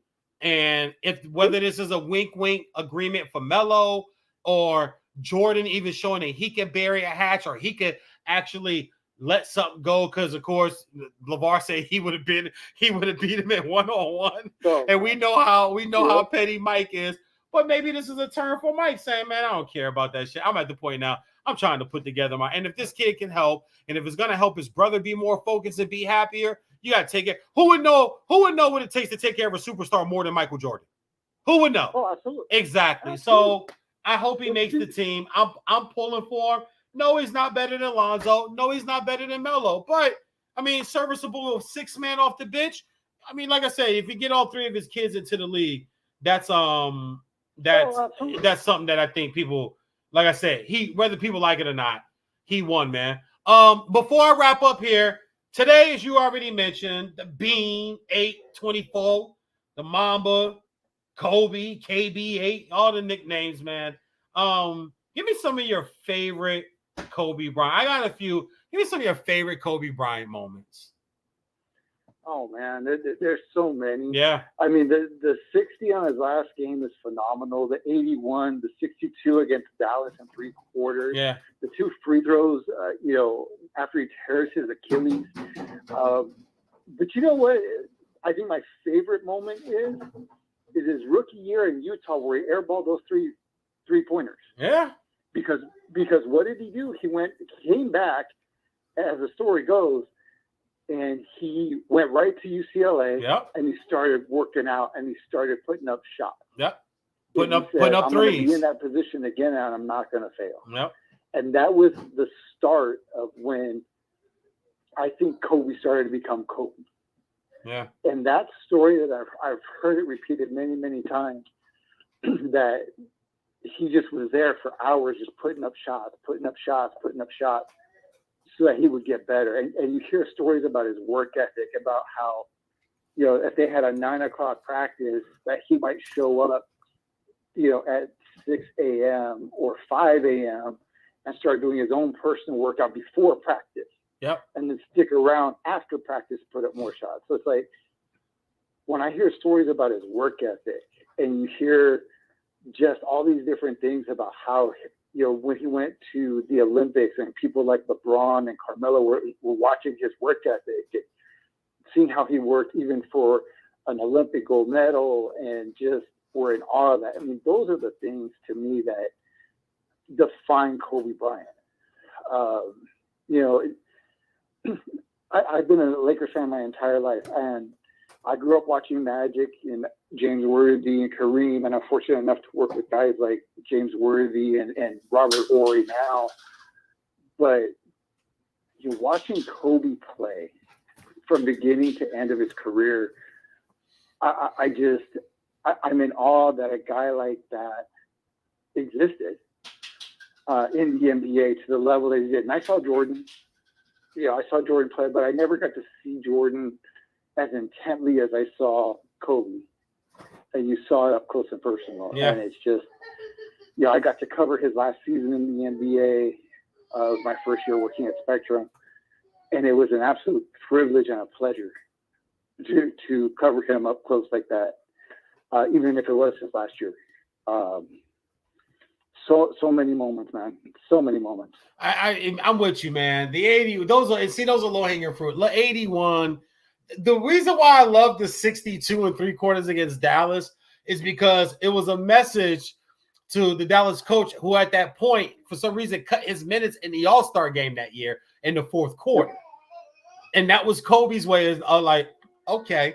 Because the second time he went at them, I think he had 43 on the Sunday matinee game when Mark Cuban said they should amnesty his contract, and he tweeted amnesty that. Like, you didn't poke the bear. Like, you just, his work. And here's some quotes that I got today that I always tell people, if you don't want to listen to me, or you don't want to listen to anybody on the radio about certain players because you're a fan of their rival or somebody else, you know who you should listen to?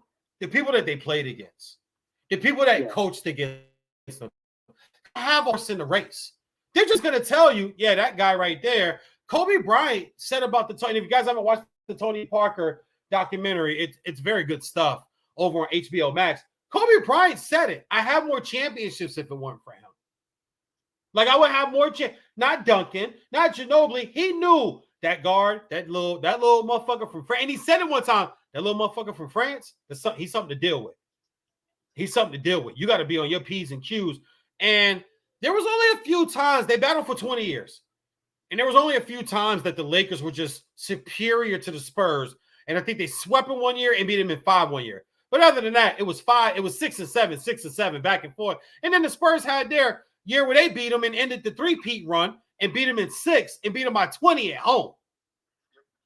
And finished them off at home. So, but some quotes I got here where Michael Jordan says, the only person who has put in the work and deserves the comparison to me is Kobe Bryant. And we all know Jordan never gave nobody a compliment. That just wasn't what he did. Larry Bird says, if I want to have fun, I'll play with LeBron. If I want to win, I'll play with Kobe. Yep. Allen Iverson says, the first time I saw you going up against Black Jesus, a.k.a. Michael Jordan, when you were 18 years old, I knew you were a killer. And he did. When Kobe was 18, and people told him, whatever you do, you've heard this story, whatever you do, don't look Michael in the eye. Kobe looked at them and said, motherfucker, he better not look me in the eye. And people took that, oh, he's so arrogant. No, he was showing you right then and there, like, no, bro, I'm ready for this right now. And Kobe has said that in post-retirement interviews when he's asked about going up against Jordan. He was like, you know what I'm saying? They saying all this and saying all that about you. I want to see what's up. Like, the players today, they run from that shit. It's too much, it's too much handshaking and pandering. And anyway, Dirk Nowitzki says the best player I ever played against was Kobe Bryant. I've seen him do stuff that is just unbelievable. And if you really think about it, I tell people all the time, and last one I got here, Michael Jordan says, Kobe Bryant was maybe even tougher than I was. And that's because I tell people all the time, when you had to battle Shaq's ego, you had to battle Dale Harris. They didn't know what the hell he was doing. That would start Eddie Jones. And people love to throw that out. He didn't even start when he first got in. Eddie Jones was the start. Yeah, that was just a stupid-ass move. Eddie Jones should have been benched or should have been moved on, which what you did with him anyway. You moved him on to the Heat. You traded him and got rid of him because you had Kobe Bryant after the air balls. So it means you could have moved him already. Kobe shot air balls. You would have thought that would make you hold on to Eddie Jones. It did not. It made you get rid of Eddie Jones because you're like, you know what? We heard that kid was at UCLA after the plane landed. Another quick sidebar story from Allen Iverson. Allen talked about how he came out here to work out with Kobe, and they worked out during the day, and then they went and hung out at the beach, walked around, chilled, went and got some dinner, and Kobe's dropping him off back in his car, and Allen's trying to get him to go to the club. Kobe go, what you about to do? He said, I'm about to go to the club. I'm about to meet up with them, go to the club. He said, what you about to do? Kobe said, I'm about to go work out. And it wasn't like 10:30 at night. Yep. And that's what Kobe went and did. While you went to the club, Kobe went and worked out. Like, that was how much sadistic and psychotic about the game of basketball he was. But some of my moments that I like, I love the fourth quarter in overtime against Phoenix when they're the 7th seed and Phoenix is the 2 seed. Yep. The game winner, the game is by Mike Breen and Hubie Brown.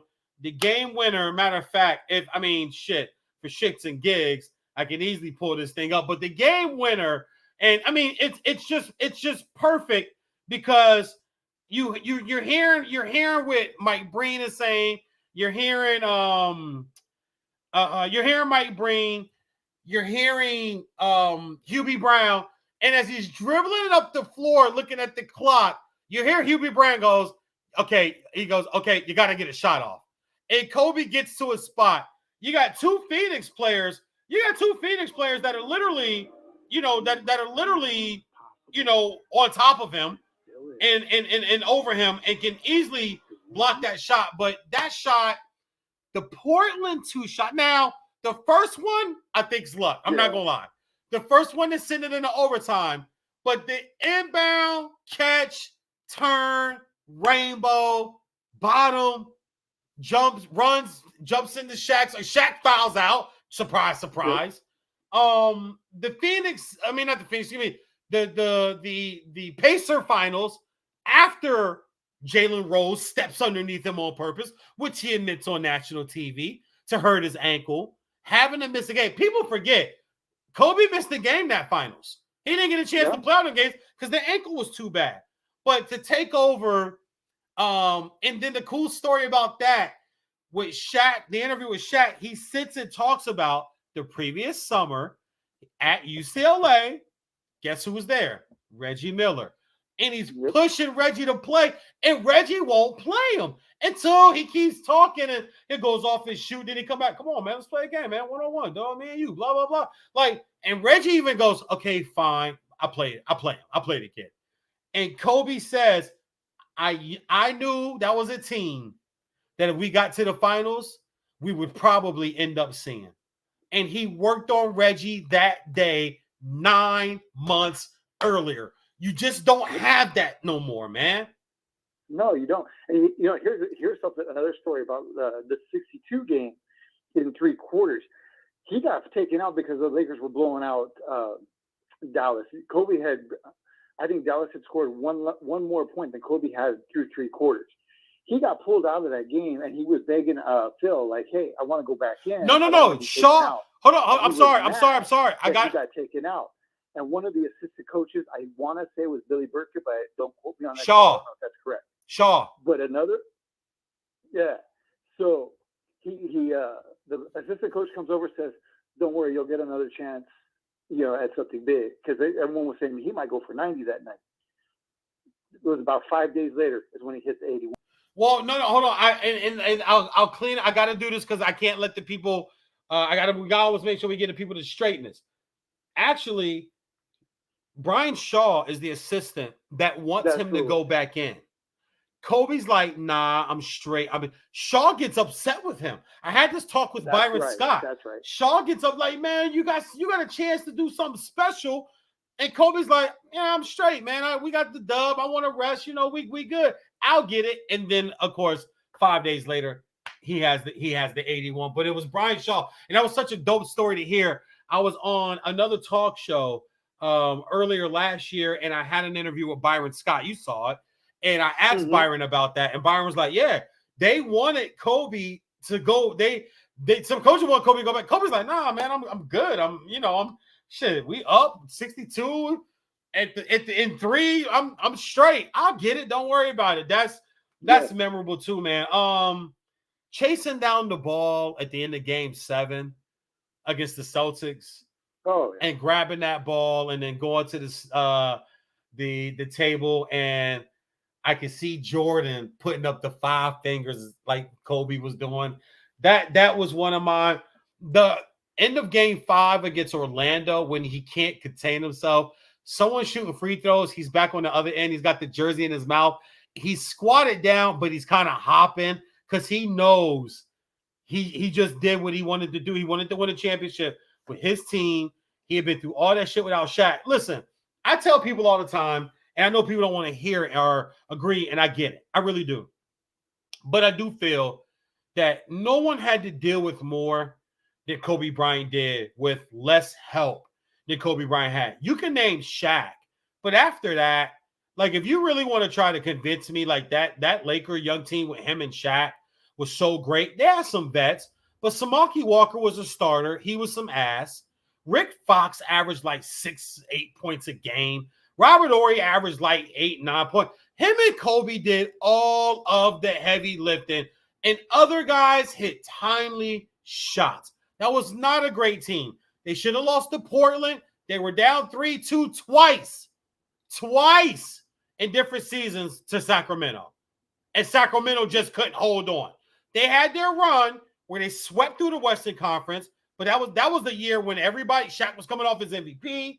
They had come off that first championship, and they both have talked about the goal then was to show everybody what the fluke. It was like the Pistons. The Pistons won that first one. The Bulls won that first one. That second year, they really, like the Bulls, we know they beat the Lakers in 5, but they really stomped out Portland in 6. And Portland was a better team. And if you remember, Portland had lost to the Lakers in the conference finals the year. The Lakers went to the finals in 91. And so Portland had been to 3 straight conference finals. Portland was the cream of the crop in the Western Conference. The Bulls stomped them out. The Lakers were the up-and-coming dogs, won their first championship, took 6 against the Pacers, but they really walked through Philly. And if you really look at Philly, the Lakers were coming off a 10-day break because they swept through the Western Conference. Philly went to 6 in the Eastern Conference Finals, quarterfinals, semis, went to 7 in the Eastern Conference Finals. They were coming off a game 2-3 days ago. The Lakers hadn't played for 10 games. Allen Iverson had 49 in game 1. And Eric Snow hits a floater in overtime to put the game away. That game's nip and tuck all the way through. But once the Lakers got their bearings, they stomped them out. The teams that went back-to-back, that second year, they normally stomp the team out that they're playing because it's that chip on their shoulder. So I thought those Kobe times were just as memorable as the after Shaq years with Gasol and Ariza and Bynum and Odom and Phil. is back after writing the book, and you keep a Sasha. You try to add these pieces around. I mean, they went to 3 straight finals. If you go back to game 4 of that first finals against Boston, they're up 26 in the first half. They just have to close that game out, and they give that game up. And if not, Kobe would be a 6-time champion with 2-time 3-piece. The 60-point game, I'm with you. It was just so memorable to see him hit shot after shot after shot, and then Snoop is doing the shoulder shrug, and Jay-Z is clapping, and you can read his lips. He's saying, wow. Kanye's there.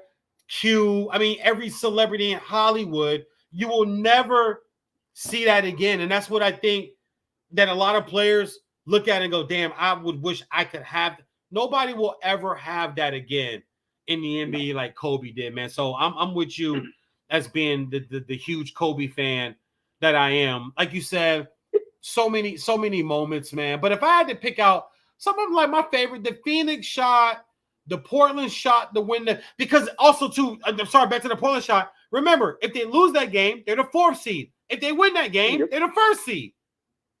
Yep. Because Sacramento would have won the division that year. And Shaq fouls out. Kobe has to save him in regulation, and then wins it and saves it for him in overtime. Oh, by the way, wasn't somebody icing their feet? Sean Kent walked up to him and started shaking the bucket and going, Kobe, stop her. Kobe, stop her. Yeah. Oh, right? Yeah. Kobe, stop her, my ass. Okay? I'll tell you something else people forget about, or they don't mention, that Kobe had to kind of come up through as well. The failed Dennis Rodman experiment with the Lakers in '99. Yeah. People forget about that. They tried with Rodman. They tried to add Rodman to Kobe and Shaq. Yeah. Nah, it wasn't. Yeah, Rodman. Because by that time, man, God, didn't he go to Dallas after that? I think so, yeah. Because he's from Dallas, so I think he took that home, wanted to retire home. Quick sidebar back to football. Desean and the Rams. It's a home check, man. I think, and it's just ironic, and I think he's fortunate that it's a good team in his home city, because any other team wasn't going to give Desean. Desean, I think he can still beat you deep on some plays. Not sure if he'll play a whole season. Hasn't played a whole season in the last 3 years. That speed is starting to catch up. All the wear and tear on those legs. I would love to see him be successful and playing in front of his hometown. Growing up in Long Beach and playing at Long Beach Poly for the Jackrabbits, which was released today. I don't know if you saw this list. The all-time winningest high school programs in each state. In California, it is the Long Beach Jackrabbits. That is the winningest high school. That's over day, and that's surprising. And I'm like, hold on, modern day De La Salle. What? Hold on, what? Really? The Long Beach Jackrabbits are the longest and are the most winningest high school football team in the state of California. I thought that was amazing when I saw that. But back to that, I mean, I'm with you. What can he really give you? But there's going to be some games that he's going to break loose and have big deep threat. Matthew Stafford's got a cannon. I know Rob Parker, my buddy over at Fox Sports Radio, kills Matthew Stafford, and he covered Detroit sports for a really long time. But I'm with you, man. I believe in him with this Rams team, man. I'm high on this team. And maybe I'm higher than most people.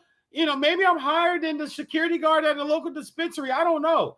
But I'm high on this team, dude. I like their weapons. Cam Akers does hurt.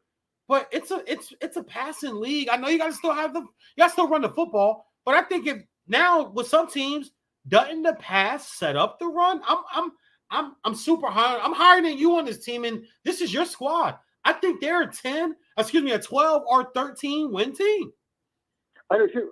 I got them 12-5, and to me, I think they're right in the conversation with Tampa Bay and Green Bay for the conference championship.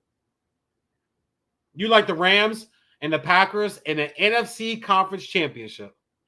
No, I like Tampa Bay, the Packers, and the Rams. Those are the 3 teams that I think in the NFC have a legitimate shot to actually get to the Super Bowl from the NFC. A team that most people are expecting to be bad or below average that you think will be good this year? You know what?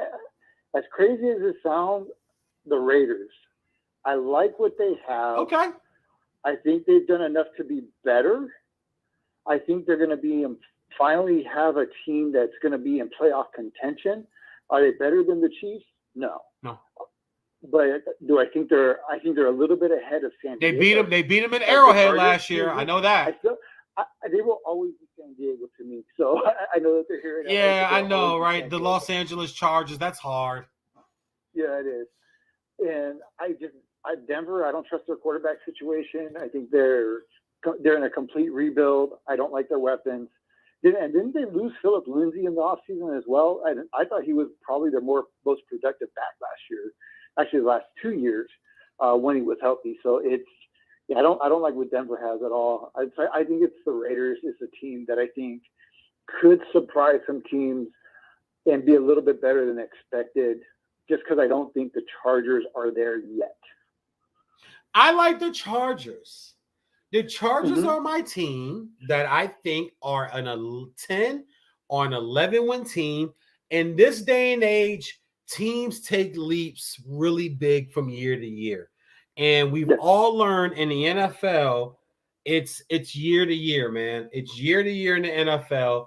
You never know what you're going to get from certain teams. And I mean, just the AFC alone, it's been 4 different new playoff teams in the AFC playoffs the last 4 years. It's been 5 in the NFC. It's the top headers. We know that. We know the Chiefs are going to be good. We know the Bucs are going to be good. Aaron Rodgers, we always think the Packers are going to be good until the linebacker from Minnesota lands on his shoulder and breaks his collarbone and he misses 12 weeks in week 3. We know it's coming. Just who is it coming from? What quarterback or what start? Last year, it was Saquon Barkley, right? 2 years ago, it was Jimmy Garoppolo. Like it was 3 years ago, 4 years ago, it was Carson Wentz. Every year, there's a top flight player, franchise guy, top paid, franchise changing guy who gets hurt for the year. You just hope it's not your quarterback or your receiver, or you can survive. Like the Rams defense, if Aaron Donald got hurt and he was out for the year, you still can field a defense to play and keep you competitively in games. Yes. If you lose Myles Garrett, that Cleveland defense, who I'm actually picking to definitely get to a divisional round, people can say, oh, they did that last year. I know. And they're a few plays from winning that game at Kansas City. They really are. Yeah. Best offensive line in football, top 5 defense, 2 running backs. Nobody wants to tackle those guys. Like, let's come on. Nobody wants to tackle Chubb or Kareem Hunt. Nobody wants to hit those guys. Baker's got all the moxie, big arm. Odell's back. Landry, tight end, Njoku, best offensive line in football. Like it's and Cincinnati twice, Baltimore twice, which is going to be a slugfest in a grown man game. And Pittsburgh, yeah, they look great in preseason the other night against some 3 and 4s. Some guys that'll be selling tires and insurance and accounting next week. That's fine. But I like the way Cleveland looks. But just to finish up on the Rams, a team I'm really high on. But the Chargers are my squad. And I look at it and I go, hey, look, in the NFL, if you have a quarterback and you got a running game, you got an offensive line, you got a shot. And they have all 3. Derwin James back at the safety position. Bosa back on the defensive line. New coach, renewed energy, opening up playing in SoFi. Hey man, I'm high on them. I can't think of another. I want to pick Philly. I really do because I really feel Jalen hurt. And last year, let's get real. They're in the run in the Division 1, great, but it doesn't matter. They're in the run for that division at the end of last year. So that's another squad I look at. I think the Saints are bad. I think the Bears are bad. Jags are bad. Cincinnati's bad because they didn't go at the offensive lineman. But hey, we talked about Penei Sewell earlier, right? That looked like the Penei Sewell we thought we was going to see, and that's who everybody thought Cincinnati probably should have taken with their first-round draft pick was Penei Sewell because you lost your quarterback to a left side hit that tore his ACL, and at that time he got hurt. He was the most sacked quarterback in the league. So people thought, and now if Jamar Chase does not work out and can't separate, which is from everything we're hearing, they could be in trouble there, man. I think the Pats are middle of the road. Bum-ass Jets are the bum-ass Jets. I think Seattle takes a step back. I know people love Lockett. DK Metcalf is a two-trick pony, quick slant, go route, and if Russell's not running around and can buy time to find him, I just don't see him as a productive route runner, man. Just to wrap up, man, one fantasy question for you. How many leagues you playing this year? Right now, I've got 2. I'm looking for more. Okay, I got one for you, man, with some real good sports guys. It's gonna be a fun league. We're gonna do it on NFL.com, and we're gonna do also with the original offense. We're gonna have 2 defensive linemen, 2 linebackers, and 2 defensive backs that you can pick and play and start. I'm down. Hit me up. Tell everybody where they can reach you, player. Well, you can reach me on Twitter at LESTRADAGR and at Facebook at Lucid Sports House. I want to give a shout out real quick if I can. Sure. DJ. My son crying, man. My son about to come out here. My son crying. When Cooper was here, that we're big wrestling guys. Well, I have a friend, and she has been during the pandemic going to wrestling schools and working the independent circuit as a ring announcer. And she won a contest with the WWE to be a guest ring announcer for a match at SummerSlam this past Saturday during the kickoff show. She won the contest. She got to realize her dream and call a match in a WWE ring at a WWE pay-per-view. Her name is Rain Cruz. She's like a sister to me. I love her to death.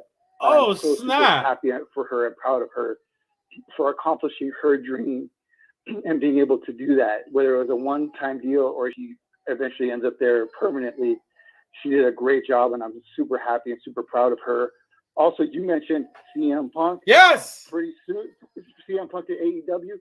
Let me tell you what, if everything I've read is true, following suit is Bryan Danielson, Bray Wyatt, and Adam Cole. Yeah. AEW is legit. Watch out. Dog, let me tell you something. It's WCW in the 90s. They've handled this so smart, and now they got a big money guy, the air rep guy, bought in on it and bought out from Cody and those guys and put a bunch of money and stuff behind it. I have never heard a pop I heard Saturday, bro. And that's not being biased. I've never, and I know it was Chicago, and that's fine. But I've seen other people in their hometown. He can come here. Come here, buddy. Come here, Otay. Come here. He's holding on to you for dear life. My son is crying. It's probably dinner time. Yeah. But no, I there's been other stars that have been in their hometown. I do remember one Raw in Canada, in Montreal, where Kevin Owens and Sami Zayn are from, where they had a Raw there, and both those guys started Raw. One came out, cut some promo, then the other music hit. Those were ridiculous pops. I've seen The Rock in Miami and South Florida, ridiculous pop. But what I saw the other night and the emotion, I do not understand how WWE screwed this up so bad. All over ego, all over the whole beef with AJ. And AJ's on her way. AJ's gonna come and be in the women's division.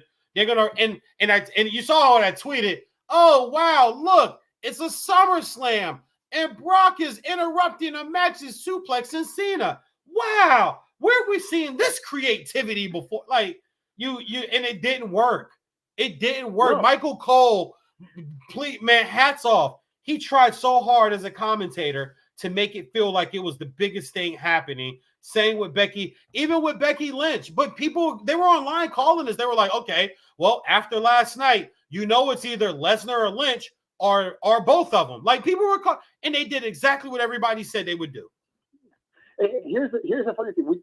We talk about the WWE screwing up the CM Punk thing. He talked about it in his promo. Why would he stay in this place that made him unhappy to begin with? Yeah, that was a great line in his promo. Here's the funny thing about, we talk about the WWE screwing stuff up. Since Becky Lynch, when she went out with her pregnancy, and I'm happy, for her and Seth Rollins, They got married and, they had their baby.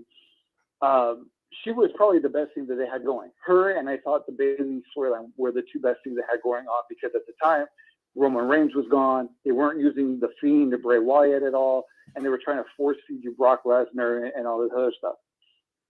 There's a report I read out today that the whole idea with Becky Lynch was last minute because Sasha Banks couldn't wrestle. They haven't revealed why. And now they're going to turn their biggest babyface heel on her comeback. Why? Wow. It's the dumbest thing they could do. Here's the problem with it. The whole thing with the man and what caused Becky Lynch to skyrocket to where she is now was because they turned her heel and the fans weren't having it. The fans were happy when she turned heel because the aggressive side of her came out. They finally let her separate herself from everybody else in the division. This was what the fans wanted. They wanted her to not have that nice girl persona and to go and just kick everybody's ass like she was doing. So what do? They're going to bring her back and do it again. It's not going to work because people have wanted her back for months.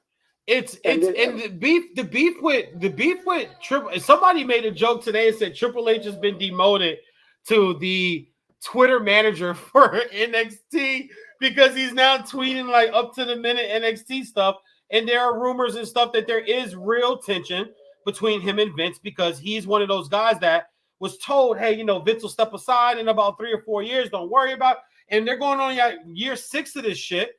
And all the guys he brings up from NXT get buried and they're leaving. If you think about who was it? Revolution, I'm sorry, you know what I'm talking about. The tag team that came from which one? No. I know you love them. I know you love them. The extension. Though they've gone and left. It's like even a lot of the NXT guys that he brings up, they're eventually out of here. Look what they did with the Big E storyline. Like, me, I'm gonna play the color card on this. All of a sudden, the black guy wins the Money in the Bank. So the Money in the Bank normally cashes in for the WWE Championship, but then he has the briefcase stolen by Baird Court. Like, oh my, like you got to be kidding me, man. This is such crap. But I mean, it just is what Vince is at this point. 70 plus years old. Here's the other thing. I don't mean to cut you off, Vince. DJ. No, go ahead. From what I've read, Triple H has been demoted and is no longer in charge of NXT, and they're changing NXT from, quote, a third brand back to the developmental brand that it was originally. Wow. And that's a money thing. That's COVID. That's COVID because they lost a lot of money on those shows. That Vince may be looking to sell, which is why he's released, I think, close to like 50 people this year. Oh, man. Oh, the releases this year was like ESPN. I thought I was reading an ESPN clip. I was like, damn. They're just releasing and like great talent. Like I need Bryan Danielson over there. They might as well go ahead and I know the Fiend will come over. Bray Wyatt, Braun Strowman. Stop fucking around, bro. Come over to a promotion that's gonna know how to use you. Like these guys know what they're doing, and you still have like. Has there been a better guy who doesn't have to wrestle or say a word than Sting in the history of the business? Like, he doesn't have to wrestle and he doesn't even talk. And he still carries a segment, the CM Punk segment with him looking up at Darby Allin and Sting and the Raptors. I'm like, oh, God, I love this. This is WCW. And WCW was kicking. People have to remember, they were kicking Raw's ass every week. Until they got greedy and stupid and announced that Mick Foley won the championship on the recorded Raw, and they never won the ratings war another Monday night again, getting greedy, and they eventually got crushed and strangled by Vince McMahon and bought out. Right, and you remember what? It's funny, like you bring up that, when they talked about Mick Foley, and they leaked the result, and do you remember what their main event was that night? Was it the finger push of doom? Yes. Yep. The finger poke of doom. The worst thing they could have ever done. Yeah. The worst thing they could have ever done. They better keep Kevin Nash and Hogan and Bischoff as far away as, and I'm pretty sure they are, as far away from AEW as possible. Dude, I'm watching Jericho come out and he didn't even have to have his theme music played. The crowd just acapella that shit the other night. That was just like, you don't get that in WWE, and they've let talent like that go. Like, you let Jericho leave. You let these guys walk away thinking, Nobody's tired, dude. We're tired of Cena. Trust me. And guess what? Cena doesn't want to do this no more because Hollywood, he's figured out, even though he talks shit about him, he's figured out why The Rock left. He's figured it out. Dude, I thought he was awesome in the new Suicide Squad, and I was waiting for him to bomb it. I'm not going front, bro. He was really good at Peacemaker. He killed Peacemaker. Oh, yeah. No, he was great. He was But great. Here's what's funny is we talk about the talent the WWE had, and I'm saying had past tense.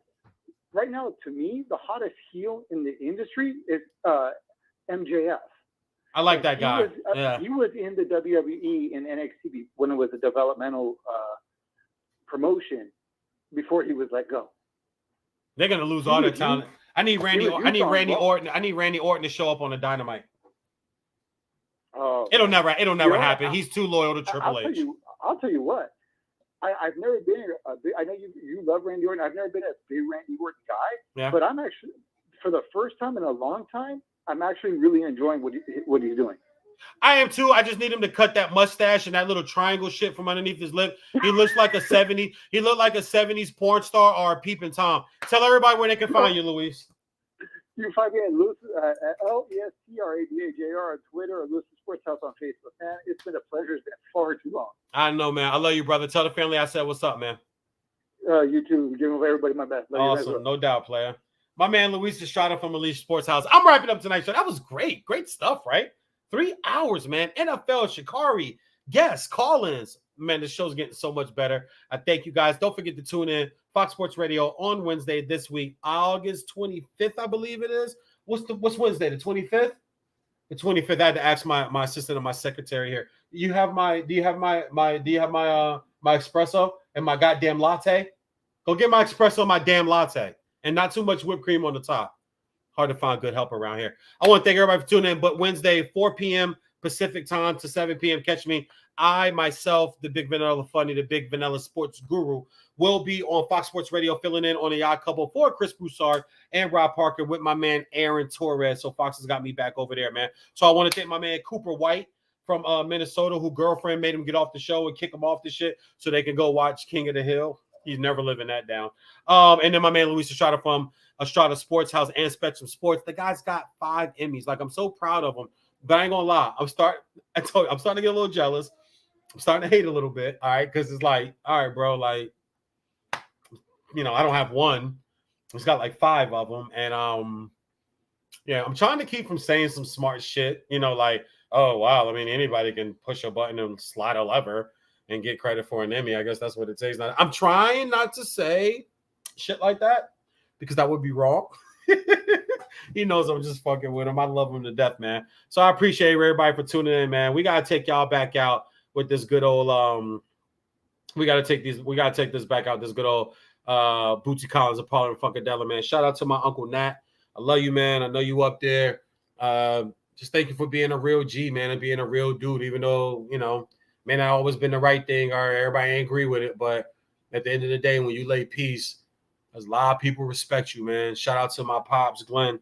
That was his baby brother, and we lost Uncle Nat Thursday night to cancer. So as I said, dedicated this show to him and to my pops, man. And both of them put me on. I had no idea who Bootsy Collins was until my step pops, Glenn, and my Uncle Nat put me on. So we're gonna end it with that shit right there, man. Love you guys, man. BJ's a sports-like conduct. Y'all know what it is, man. I thank everybody on my IG, YouTube, StreamYard, iHeartRadio, and Spreaker.com. I'd rather be with you. Oh, yes, I do. That's that pimp shit right there. And y'all know I'm a pimp. BJ's a sports-like conduct, man. I'll holler at y'all. I just love that smiling face in the early sun.